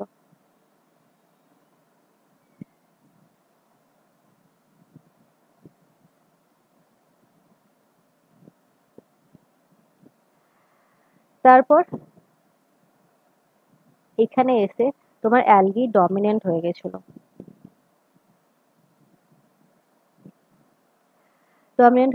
বিভিন্ন রকমের ফিশ, ইনভার্টিব্রেট, জলেস ফিশ, এরাও সবাই এখানেই তৈরি হয়েছিল। ব্রায়োফাইটসও তৈরি হয়েছিল। তারপর নেক্সট স্টেজে কি হয়, যে এখানে কিছু তোমার অ্যানিমেল তৈরি হয়, ল্যান্ডের অ্যানিমেল তৈরি হয়, ট্রু ফিশ তৈরি হয়। এখানে তোমার জলেস ফিশ ছিল, এখানে ট্রু ফিশ তৈরি হয়। তারপর নেক্সটে এখানে তোমার গোল্ডেন এজ অফ ফিশ বলা হয়।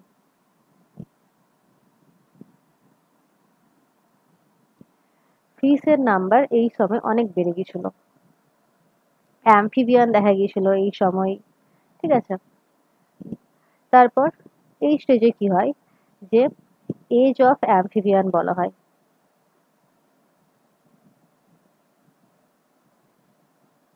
অ্যাম্ফিবিয়ানের পরিমাণ অনেক বেড়ে গেছিল, এর সাথে সাথে রেপটাইলস, তারপর ককরোচ, এরা সবাই এই সময় অরিজিনেট হয়েছিল।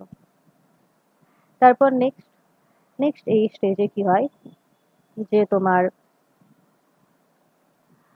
রেপটাইলস তৈরি হয়, রেপটাইলস লাইক ম্যামেল তৈরি হয় এই সময়। নেক্সট এখানে ডাইনোসর দেখা গিয়েছিল, ডাইনোসরের সাথে সাথে ম্যামেলস দেখা গিয়েছিল, এখানে বার্ডস দেখা গিয়েছিল। তারপর নেক্সট স্টেজে তোমার ফ্লাওয়ারিং প্লান্টস দেখা গিয়েছিল। ডাইনোসর এখানে যেটা এই যে ইওসিন স্টেজ, এই ইওসিন স্টেজে যে কোশ্চেনটা আছে সেটা হচ্ছে এখানে ডাইনোসরে অবলুপ্ত হয়ে গেছিল ইওসিন স্টেজে।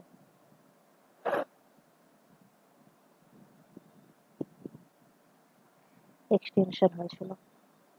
ঠিক আছে, এটা মনে রাখবে।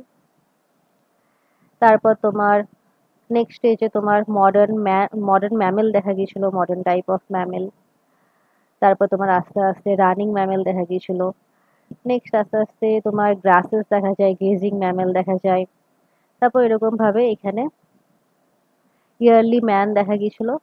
আর এখানে এই রিসেন্ট এরা এই পকে দেখা গিয়েছিল তোমার মডার্ন ম্যান দেখা গিয়েছিল, হিউম্যান দেখা গিয়েছিল, হোমো স্যাপিয়েন্সের আবির্ভাব হয়েছিল।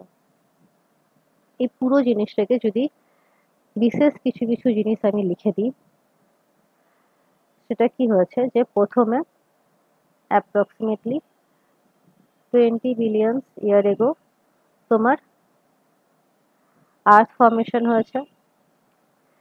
তারপর মোটামুটি 4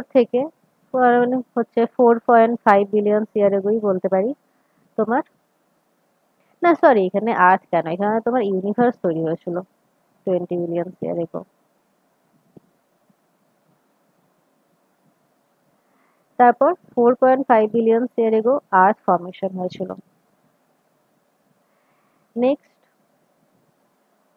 4 বিলিয়ন ইয়ার এগো তোমার ফার্স্ট লাইফ তৈরি হয়েছিল বলে মনে করা হয়।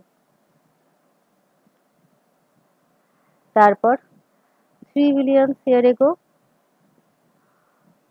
তোমার সায়ানোব্যাকটেরিয়া ফর্মেশন হয়েছিল।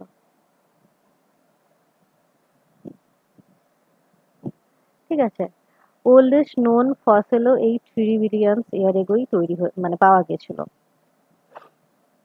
তারপর 2 মিলিয়ন ইয়ার এগো, বিলিয়ন ইয়ার এগো পাওয়া গেছিল হচ্ছে অক্সিজেন, আর প্রোক্যারিওটসের আবির্ভাব হয়েছিল।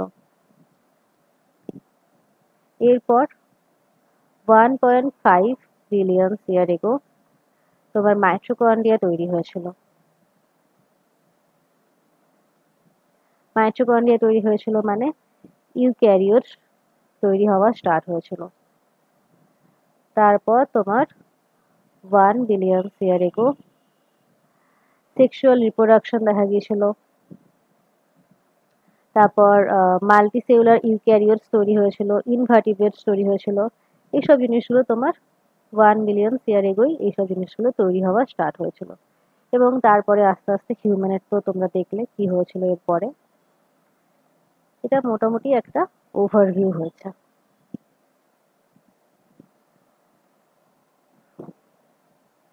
আচ্ছা, ইভলিউশন তো এইটুকু ছিল তোমাদের বাকি।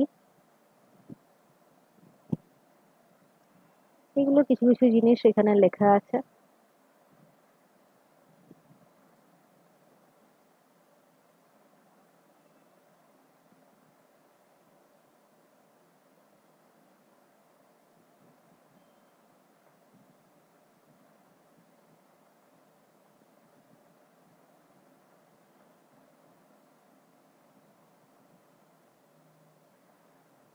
ওই জিনিসগুলোই আমি মোটামুটি কিছুটা সামারি করে দেওয়ার চেষ্টা করলাম।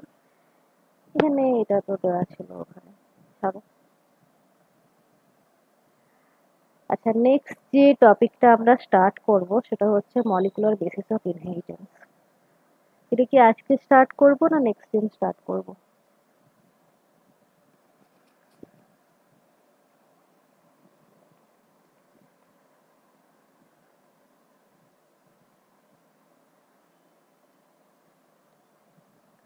আজকে কিছুটা শুরু করে দিই, নেক্সট দিন এটা কমপ্লিট করে দেওয়ার চেষ্টা করব। নেক্সট দিনে কমপ্লিট হবে না যদিও।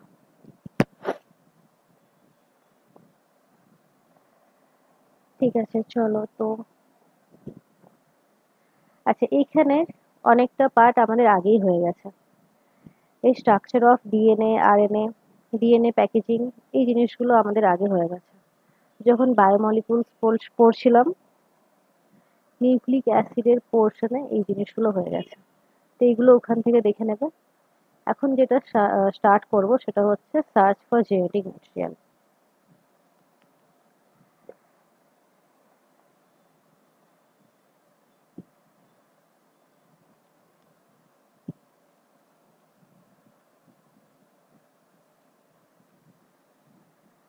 সার্চ ফর জেনেটিক ম্যাটেরিয়ালের সেরকম কিছু নেই। এখানে কি বলছে যে আমরা কি দেখলাম যে মেল গ্যামেট আর হচ্ছে ফিমেল গ্যামেট থেকে কি হয়, জাইগোট ফর্মেশন হয়। এই জাইগোটই আস্তে আস্তে তোমার অফস্প্রিং তৈরি করে। এবার এই যে মাদার আর ফাদারের মধ্যে যে ক্যারেক্টারিস্টিক গুলো ছিল, সেই ক্যারেক্টারিস্টিক গুলো কি হয়, যে গ্যামেট থেকে জাইগোটে যায় এবং জাইগোট থেকে সেল ডিভাইড হয়ে পড়ে এই নতুন অপত্য জীবের মধ্যে সেটা চলে যায়। এবার এখানে দেখা গেছিল যে প্রত্যেক সেলের মধ্যে ক্রোমোজোম প্রেজেন্ট আছে। সেই ক্রোমোজোমই হচ্ছে এই যে বৈশিষ্ট্যের এক জেনারেশন থেকে অন্য জেনারেশনে ট্রান্সফার হওয়ার জন্য রেসপন্সিবল। বাট এখানে ক্রোমোজোমের মধ্যে তিনটে জিনিস প্রেজেন্ট আছে। ক্রোমোজোমের মধ্যে ডিএনএ প্রেজেন্ট আছে, প্রোটিন প্রেজেন্ট আছে, আর কিছু পরিমাণ আরএনএ প্রেজেন্ট আছে।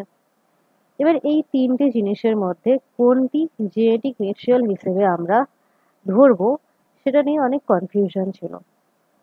তো সেই কনফিউশন দূর করার জন্য অনেক এক্সপেরিমেন্ট করা হয়েছে।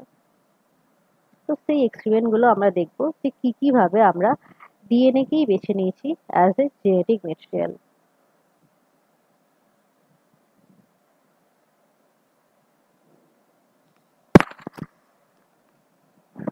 আচ্ছা, তার আগে এটা একটা পার্ট আছে যে ডিএনএ কে জেনেটিক ম্যাটেরিয়াল মনে করার কারণ কি। তার মধ্যে প্রথম যেটা হয় যে এর মধ্যে ইউনিভার্সালিটি দেখা যায়।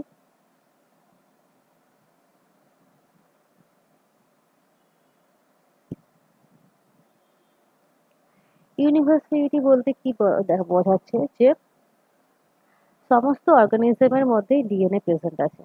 কিছু কিছু ভাইরাসকে ছাড়া, কিছু কিছু উদ্ভিদ ভাইরাস মানে প্লান্ট ভাইরাসকে ছাড়া সমস্ত অর্গানিজমের মধ্যে ডিএনএ প্রেজেন্ট আছে। তো এটা একটা ইউনিভার্সালিটি, যেটা একটা জেনেটিক ম্যাটেরিয়াল হওয়ার জন্য বৈশিষ্ট্য হিসেবে কাজ করছে। সেকেন্ড হচ্ছে ভ্যারিয়েবিলিটি।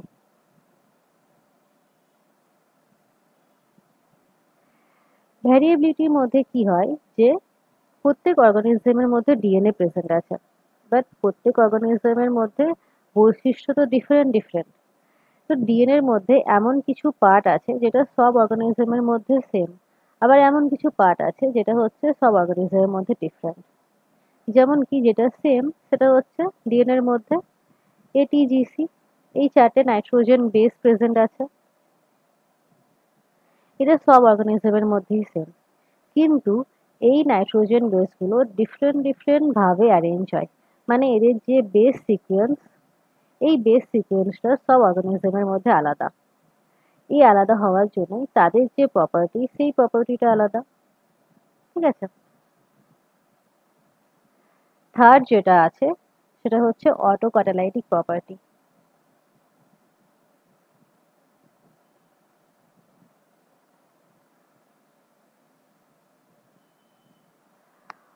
অটো ক্যাটালাইটিক প্রপার্টির মধ্যে কি হয় যে ডিএনএ নিজেই নিজেকে তৈরি করতে পারে রেপ্লিকেশনের থ্রুতে, তো সেই জিনিসটাকে অটো ক্যাটালাইটিক প্রপার্টি বলছে।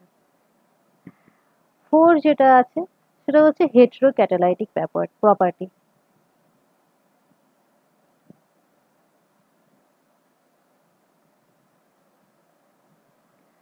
হেটেরো ক্যাটালাইটিক প্রপার্টির মধ্যে কি হয় যে ডিএনএ নিজেকে তো তৈরি করছে, বাট ডিএনএ আরএনএ কেও তৈরি করছে ট্রান্সক্রিপশনের দ্বারা, আবার পরোক্ষভাবে আরএনএ থেকে ট্রান্সলেশনের দ্বারা প্রোটিনকেও তৈরি করছে।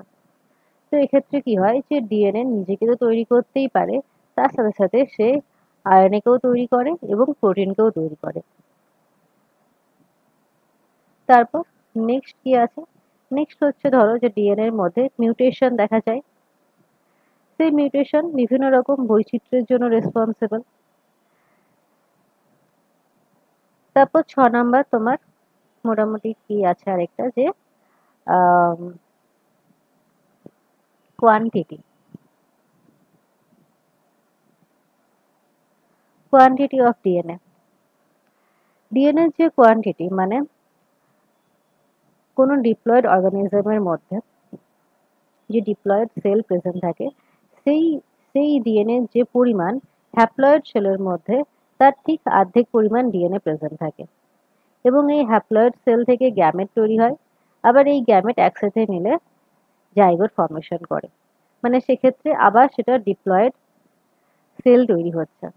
তো এই যে পরিমাণ, ডিএনএ যে পরিমাণ, সেটা কি হচ্ছে যে জেনারেশন টু জেনারেশন মেনটেন হচ্ছে।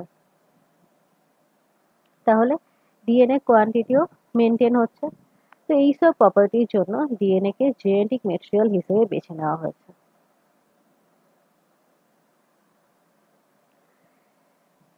নেক্সট আমরা কিছু এক্সপেরিমেন্টে যাব। কি কি এক্সপেরিমেন্ট এটা প্রুভ করে যে ডিএনএই হচ্ছে যে জেনেটিক ম্যাটেরিয়াল। প্রথম যে এক্সপেরিমেন্টটা করা হয়েছে সেটা হচ্ছে যে গ্রিফিথস এক্সপেরিমেন্ট।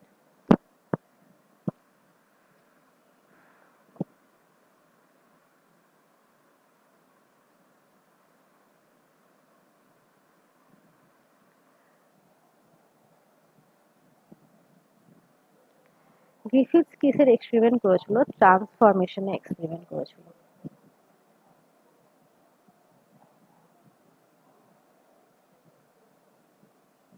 ঠিক আছে, ট্রান্সফরমেশন হচ্ছে এর মেন প্রিন্সিপাল। এই এক্সপেরিমেন্টটা করা হয়েছিল 1928-এ। এবার ট্রান্সফরমেশন বলতে কি বোঝায়, যে ধরো একটা সেল আছে, এই সেলের মধ্যে বাইরে থেকে কিছু জেনেটিক ম্যাটেরিয়াল তার মেমব্রেনকে ক্রস করে ভেতরে চলে আসে, এবার সেটা সেই ভেতরে সার্ভাইভ করতে পারে, সার্ভাইভ নাও করতে পারে। যদি সার্ভাইভ করে তাহলে সেটা কি হয় যে এই সেলের ভেতরে প্রবেশ করে যায়। কিছু ক্ষেত্রে কি হয় যে এটা এই ভেতরে যে অরিজিনাল যে ডিএনএ, সেই ডিএনএ এর সাথে বাইন্ড করতে পারে। এই যে বাইরে এনভায়রনমেন্ট থেকে জেনেটিক ম্যাটেরিয়ালের সেলের ভেতরে প্রবেশ করা, এটাকে ট্রান্সফরমেশন বলছে। ঠিক আছে, তো এই এক্সপেরিমেন্টের উপর ডিপেন্ড করে এই গ্রিফিথস এক্সপেরিমেন্ট হয়েছিল।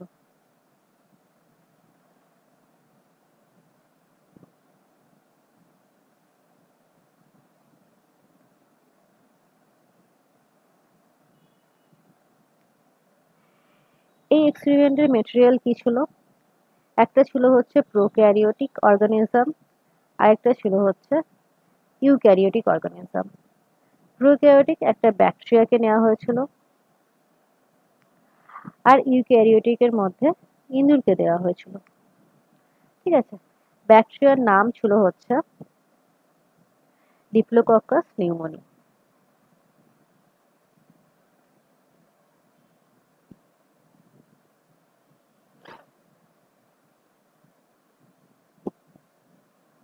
ঠিক আছে, এই ব্যাকটেরিয়াকে নেওয়া হয়েছিল। তো এবার এই ব্যাকটেরিয়ার দু রকমের স্ট্রেন হয়।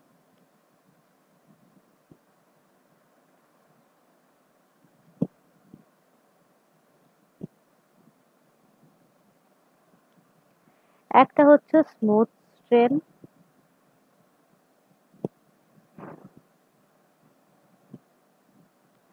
আরেকটা হচ্ছে রাফ স্ট্রেন।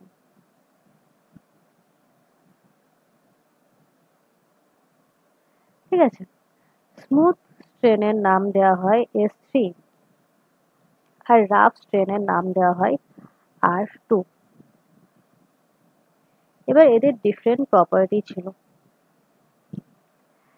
যেমন কি স্মুথ স্ট্রেন কি ছিল, এর মধ্যে ক্যাপসুল প্রেজেন্ট ছিল, একে বলা হতো এনক্যাপসুলেটেড।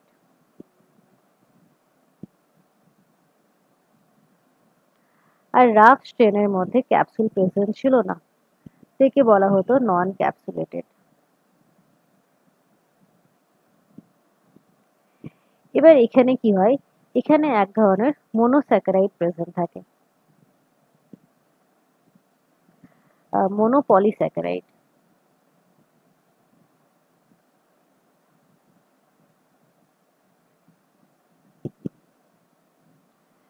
এই মোনোপলিস্যাকারাইড প্রেজেন্ট থাকার জন্য এর যে বাইরের স্ট্রাকচারটা সেটা কি হয়, সেটা স্মুথ হয়। ঠিক আছে, এটা হচ্ছে ক্যাপসুল, এই ক্যাপসুলটা কি হয়, যে স্মুথ হয় এই মোনোপলিস্যাকারাইড প্রেজেন্ট থাকার জন্য। এক্ষেত্রে কি হয়, কোনো পলিস্যাকারাইড প্রেজেন্ট থাকে না, তাই জন্য কি হয়, যে এর যে কোটিংটা হয় সেটা রাফ হয়, এরকম ভাবে রাফ স্ট্রাকচার থাকে। এবার যেহেতু এখানে ক্যাপসুল প্রেজেন্ট আছে, তাই জন্য এটা হচ্ছে ভিরুলেন্ট প্রকৃতির।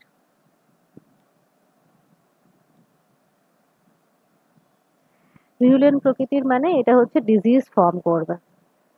এখানে যেহেতু ক্যাপসুল প্রেজেন্ট নেই, তাই জন্য এটা কিন্তু অ্যাভিরুলেন্ট প্রকৃতির।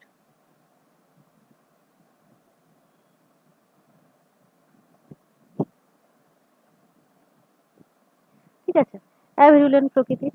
তাহলে এখানে কি, আমরা এই ব্যাকটেরিয়া সম্বন্ধে জানলাম। নেক্সট হচ্ছে এই ইউক্যারিওট, মানে হচ্ছে মাইসের ক্ষেত্রে এই ব্যাকটেরিয়াল স্ট্রেনগুলো মাইসের মধ্যে মানে ইঁদুরের মধ্যে প্রবেশ করানো হয়েছিল। তো যখন এই S3 স্ট্রেনকে প্রবেশ করানো হবে, সেটা যেহেতু ভিরুলেন্ট প্রকৃতি, তাই জন্য কি হবে, মাইসটা মারা যাবে।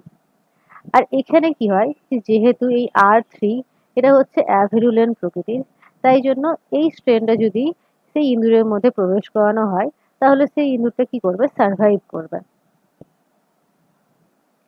মাইস সার্ভাইভ। আর এখানে হচ্ছে যে তোমার মাইস ডাইস। ঠিক আছে, এটা হচ্ছে মেন জিনিস। এবার আমরা দেখব যে তিনি কি করেছিলেন। তিনি 4টে এক্সপেরিমেন্ট করেছিলেন।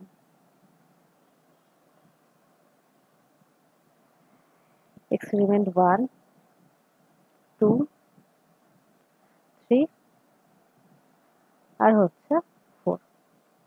এই 4টে এক্সপেরিমেন্ট তিনি করেছিলেন। 4টে এক্সপেরিমেন্টে কি করেছিলেন তিনি,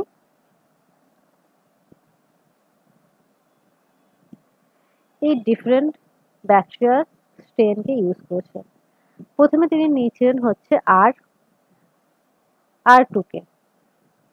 R2 কি ছিল, R2 হচ্ছে অ্যাভিরুলেন্ট প্রকৃতির, মানে সেখান থেকে কোনো রকম কোনো ডিজিজ ফর্ম হবে না। তো এই ব্যাকটেরিয়াকে তিনি নিয়ে পরে ইঁদুরের মধ্যে প্রবেশ করালেন।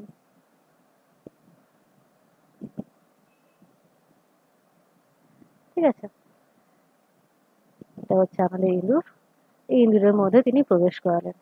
এবার যেহেতু এটা অ্যাভিরুলেন্ট প্রকৃতির ছিল, তাই জন্য সেখানে কি হয়, যে মাইসটা সার্ভাইভ করে যায়। ঠিক আছে। নেক্সট যেটা করেছিলেন যে তারপর ভিরুলেন্ট স্ট্রেনকে নিয়েছিলেন, মানে হচ্ছে S3। S3 হচ্ছে ভিরুলেন্ট প্রকৃতির, কারণ কি তার উপরে ক্যাপসিড প্রেজেন্ট আছে। তো তিনি আবার এটাকে ইঁদুরের মধ্যে দিলেন, ঠিক আছে, এখানে দেওয়া হয়েছিল। তো যেহেতু ভিরুলেন্ট প্রকৃতির, তাই জন্য কি হবে যে এখানে ডেড হয়ে যাবে।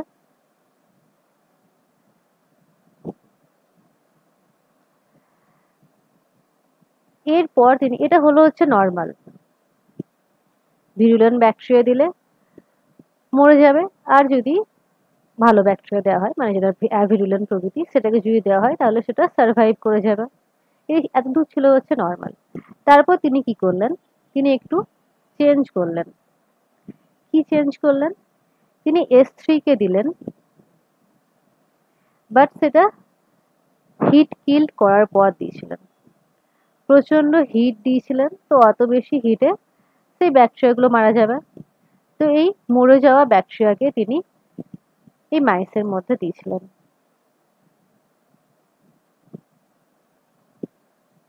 ঠিক আছে, এর মধ্যে দেওয়া হয়েছিল। তো যেহেতু মরে যাওয়া ব্যাকটেরিয়া দেওয়া হয়েছিল, তাই জন্য কি হবে যে এখানেও ইঁদুরটা সার্ভাইভ করে যাবে, কারণ কি এখানে ব্যাকটেরিয়াগুলো কি ছিল, ডেড ছিল। নেক্সট স্টেজে কি করলেন, তিনি এই ডেড S3 ব্যাকটেরিয়াকে দিলেন, মানে হচ্ছে S3 হিট কিল্ড ব্যাকটেরিয়াকে দিলেন, আর তার সাথে তিনি এই R2 কে দিলেন। R2 হচ্ছে লাইভ, নর্মাল R2 কে দিলেন, আর ডেড S3 কে দিলেন। তো এটা কি, এটা হচ্ছে অ্যাভিরুলেন্ট প্রকৃতির, আর এটাও হচ্ছে অ্যাভিরুলেন্ট প্রকৃতির, কারণ কি এটা তো ডেড, এটা তো কোনো রকম কোনো ডিজিজ ক্রিয়েট করছে না। তো এটাকে যখন তিনি মাইসের মধ্যে দিলেন,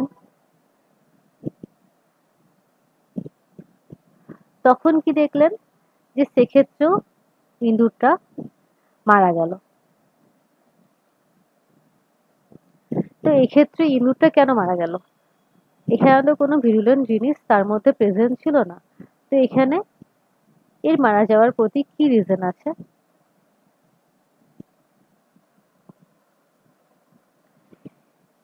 রিজন হচ্ছে ট্রান্সফরমেশন।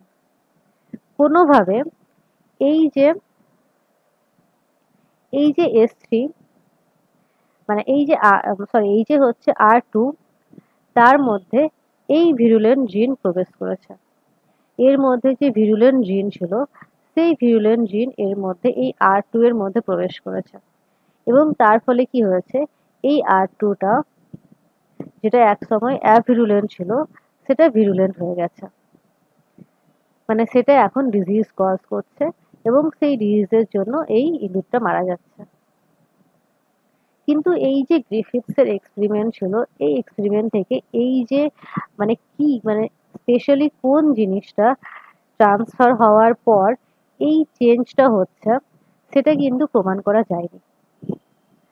সেটা প্রমাণ করার জন্য অন্য এক্সপেরিমেন্ট করা হয়েছে অন্য কোনো সায়েন্টিস্টকে দ্বারা। তাহলে এই এক্সপেরিমেন্টটা এতদূর হয়েছে। এখান থেকে কি প্রমাণ হয়েছে যে কিছু ট্রান্সফর্ম করেছে এই লাইভ সেলের মধ্যে, এবং যার ফলে কি হয়েছে যে এই লাইভ অ্যাভিরুলেন্ট সেলগুলো ভিরুলেন্ট হয়ে গেছে। এই এক্সপেরিমেন্ট থেকে এটা প্রমাণ হয়। নেক্সট এক্সপেরিমেন্ট করা হয়েছিল, সেটা হচ্ছে যে স্পেশালি কোন জিনিসটা ট্রান্সফার হওয়ার জন্য এই ভিরুলেন্ট জিনিসটা হয়েছে, সেটা প্রমাণ করার জন্য করেছিল। তো সেই এক্সপেরিমেন্টটার নাম হচ্ছে biochemical characterization of Griffith experiment.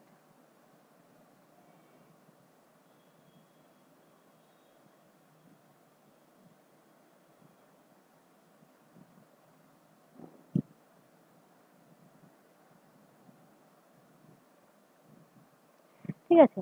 এটা ছিল হচ্ছে গ্রিফিথসের যে এক্সপেরিমেন্ট তারই এক্সটেনশন। এটাকে বিভিন্নভাবে করা যায়। পেট্রি ডিস্কের মধ্যেও করা যায়, আবার ইঁদুরের সাথেও করা যায়। আমি তোমাদের ইঁদুরের সাথেই এক্সাম্পলটা মানে এই এক্সপেরিমেন্টটা দেখাচ্ছি। এটা করা হয়েছিল হচ্ছে 1944 এ। আচ্ছা, এটা করেছিলেন হচ্ছে তিনজন সায়েন্টিস্ট মিলে করেছিলেন। একটা হচ্ছে অ্যাভেরি,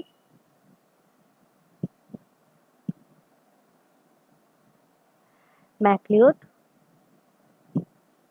আর হচ্ছে এমসি, সরি এমসি নয়, এটা হচ্ছে ম্যাককার্টি।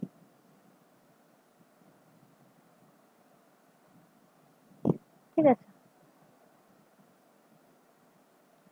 এই তিনজন মিলে এই এক্সপেরিমেন্টটা করেছিলাম। এখানে কি ইউজ করা হয়, এখানে কিছু এনজাইমস ইউজ করা হয়। কি কি এনজাইমস ইউজ করা হয়? একটা হচ্ছে কার্বোহাইড্রেটস ইউজ করা হয়।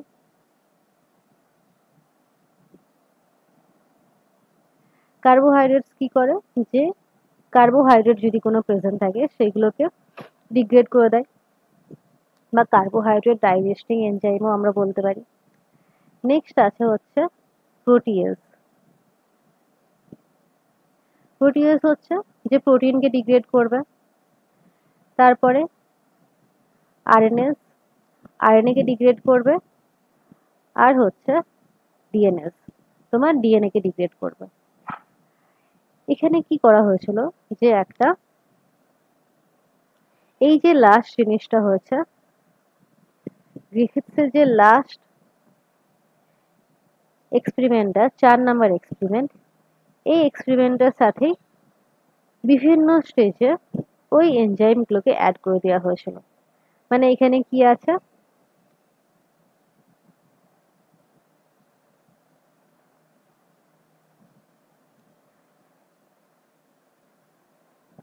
এখানে নেওয়া হয়েছে হলো যে আর টু লাইফ নেওয়া হয়েছে, এবং তার সাথে S3 হিট কিল নেওয়া হয়েছে। গ্রিফিথসের সাথে এক্সপেরিমেন্টে কি করা হয়েছিল, যে এই দুটোকে নিয়ে ইঁদুরের মধ্যে দিয়ে দেওয়া হয়েছিল।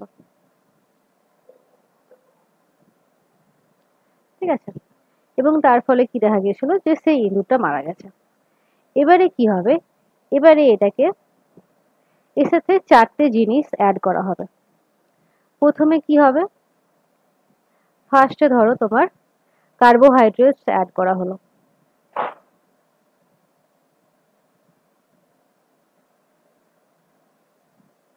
কার্বোহাইড্রেটস অ্যাড করা হলো প্রথমে 1 নাম্বার এক্সপেরিমেন্টে হচ্ছে কার্বোহাইড্রেট অ্যাড করা হলো। তো সেক্ষেত্রে কি দেখা গেল, যে ট্রান্সফরমেশন হয়েছে, মানে সেক্ষেত্রে যে ইঁদুরটা ছিল সেটা মারা গেছে। 2 নাম্বার এক্সপেরিমেন্টে কি করা হয়, যে 2 নাম্বার এক্সপেরিমেন্টে কার্বোহাইড্রেট এনজাইম অ্যাড করা হয়েছিল।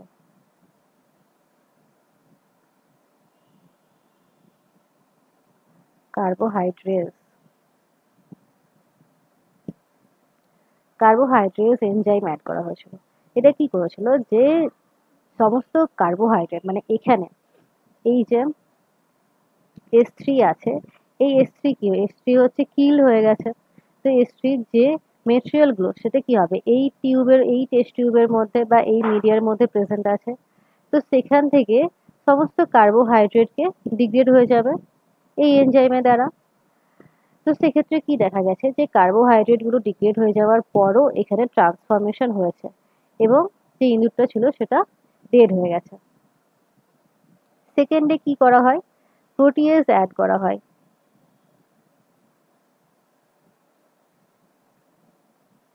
প্রোটিয়েজ কি করবে, যে প্রোটিনকে ডিগ্রেড করে দেবে। তো সেক্ষেত্রে কি দেখা যায়, যে এখানে যে প্রোটিনগুলো ছিল, এই S3 থেকে যে প্রোটিনগুলো বেরিয়েছিল সেই সব প্রোটিনকে ডিগ্রেড করে দেওয়া হয়েছিল। প্রোটিনকে ডিগ্রেড করে দেওয়ার পরও এখানে ট্রান্সফরমেশন হয়েছে।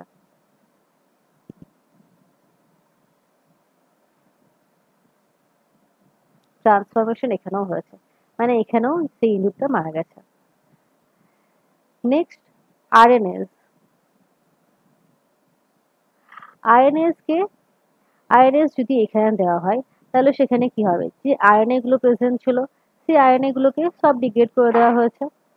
আরএনএ ডিগ্রেড করে দেওয়ার পরও দেখা গেছে যে এখানেও ট্রান্সফরমেশন হয়েছে, মানে এখানেও ইঁদুরটা যেটা ছিল সেটা ডেড হয়ে গেছে। তাহলে কি দেখা গেল, যে এই এক্সপেরিমেন্ট গুলো থেকে যে কার্বোহাইড্রেট জেনেটিক ম্যাটেরিয়াল নয়, প্রোটিনও জেনেটিক ম্যাটেরিয়াল নয়, আর আরএনএও জেনেটিক ম্যাটেরিয়াল নয়।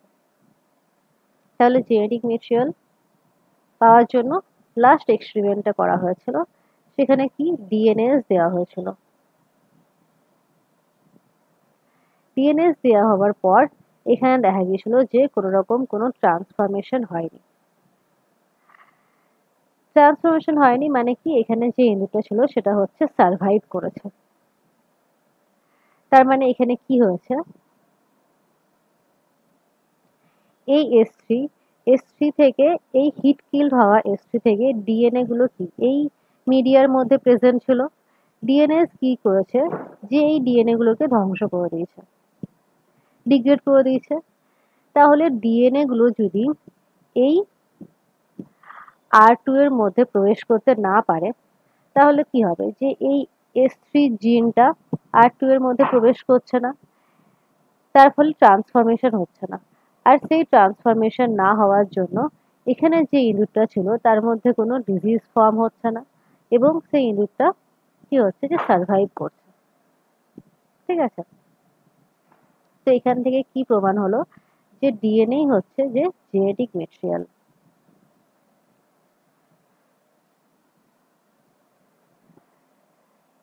ঠিক আছে, আচ্ছা এখানে তো প্রমাণ হলো ডিএনএ জেনেটিক ম্যাটেরিয়াল, বাট এটাকে কনফার্ম করার জন্য আরেকটা এক্সপেরিমেন্ট করা হয়েছিল, সেটা ছিল হচ্ছে ট্রান্সডাকশনের উপর ডিপেন্ড করে।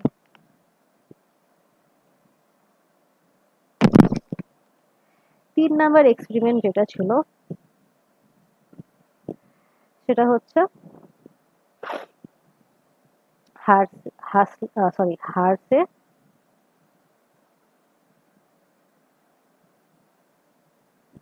And Chase experiment.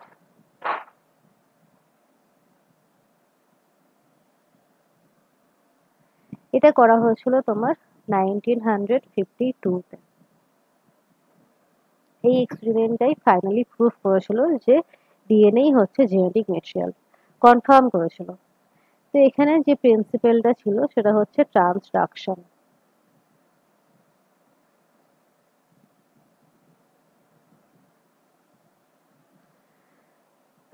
ট্রান্সডাকশন এর উপর ডিপেন্ড করে এই এক্সপেরিমেন্টটা ছিল।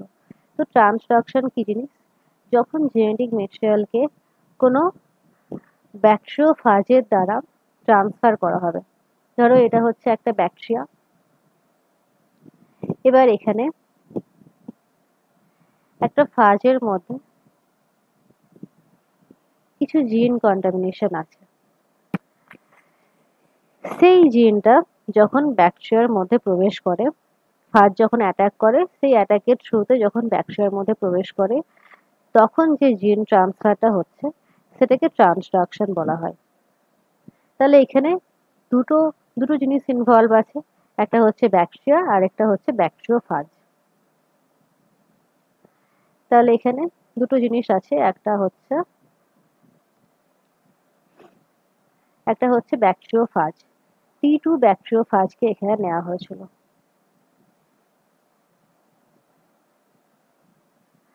আর ব্যাকটেরিয়া নেওয়া হয়েছিল হলো যে ইকোলাই। এবার এই ব্যাকটেরিওফাজের মধ্যে তারা কিছু চেঞ্জ করেছিল।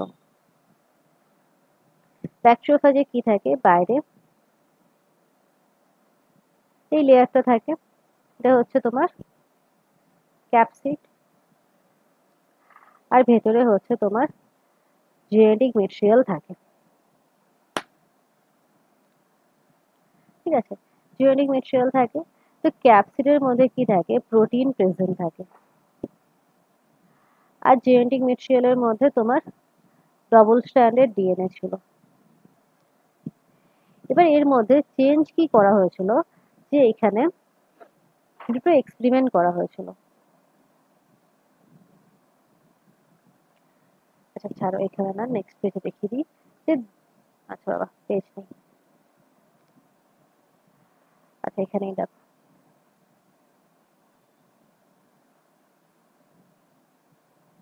দুটো এক্সপেরিমেন্ট করা হয়েছিল।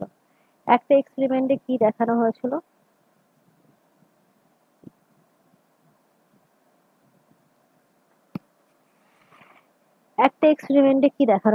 যে একটা মিডিয়া ছিল, সেই মিডিয়ার মধ্যে রেডিও অ্যাক্টিভ ফসফেট রাখা হয়েছিল।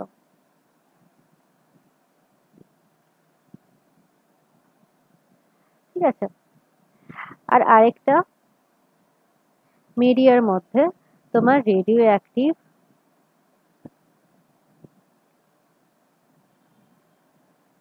এস রাখা হয়েছিল। ঠিক আছে, তো এবার ফসফেট প্রেজেন্ট থাকে হচ্ছে, মানে আচ্ছা রেডিও অ্যাক্টিভ ফসফেট যেটা নেওয়া হয়েছিল সেটা হচ্ছে P32 নেওয়া হয়েছিল, আর এইদিকে তোমার S35 নেওয়া হয়েছিল। এবার এটা প্রেজেন্ট থাকে তোমার ডিএনএ এর মধ্যে।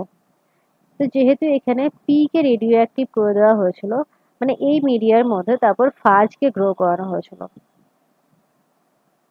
যে ফাজগুলো এখান থেকে গ্রো করবে, ধরো এখানে একটা অনেক ফাজ গ্রো করানো হয়েছিল, আর এখান থেকেও অনেক ফাজ গ্রো করানো হয়েছিল।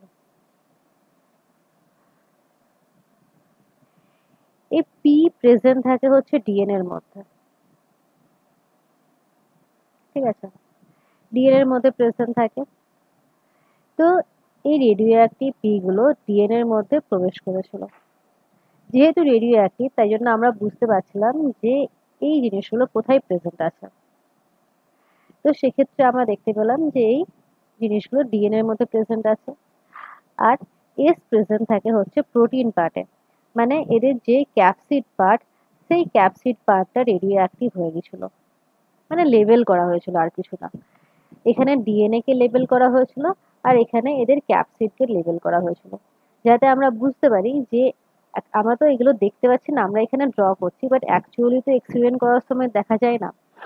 তখন আমরা কিভাবে বুঝবো যে এই ডিএনএটা কোথায় প্রেজেন্ট আছে, এই ক্যাপসিডটা কোথায় প্রেজেন্ট আছে? তো সেটাকে বোঝার জন্য এখানে রেডিও অ্যাক্টিভ করে দেওয়া হয়েছিল এদেরকে। নেক্সট কি করা হয়, এই ফাজকে, এই দুটো ফাজকেই তাদের হোস্টের মধ্যে গ্রো করানো হয়। এটা ধরো হচ্ছে ইকোলাই সেল, ইকোলাই সেলের মধ্যে গ্রো করানো হয়, আর একেও হচ্ছে ইকোলাই সেলের মধ্যে গ্রো করানো হয়।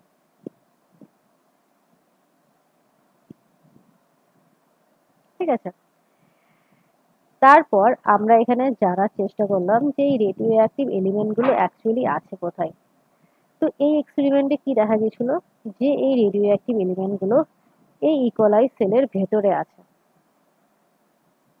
আর এক্ষেত্রে কি দেখা গেছিল, যে এই ইনফেকশনের পর এই রেডিও অ্যাক্টিভ জিনিসগুলো, রেডিও অ্যাক্টিভ এস গুলো, প্রোটিন গুলো প্রেজেন্ট ছিল হচ্ছে এই ইকোলাই সেলের বাইরে।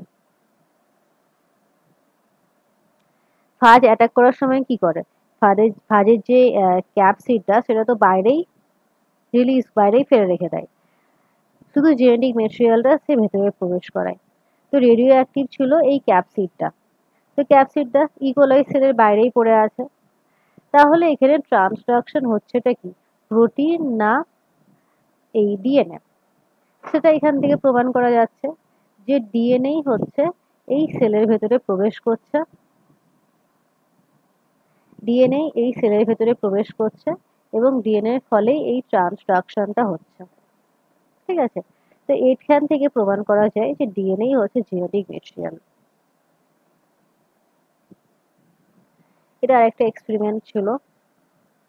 আরো কিছু এক্সপেরিমেন্ট আছে, তো সেটা আমরা আচ্ছা কালকে নয়, সেটা আমরা নেক্সট দিন পড়বো। নেক্সট দিন কবে ঠিক হলো যেন?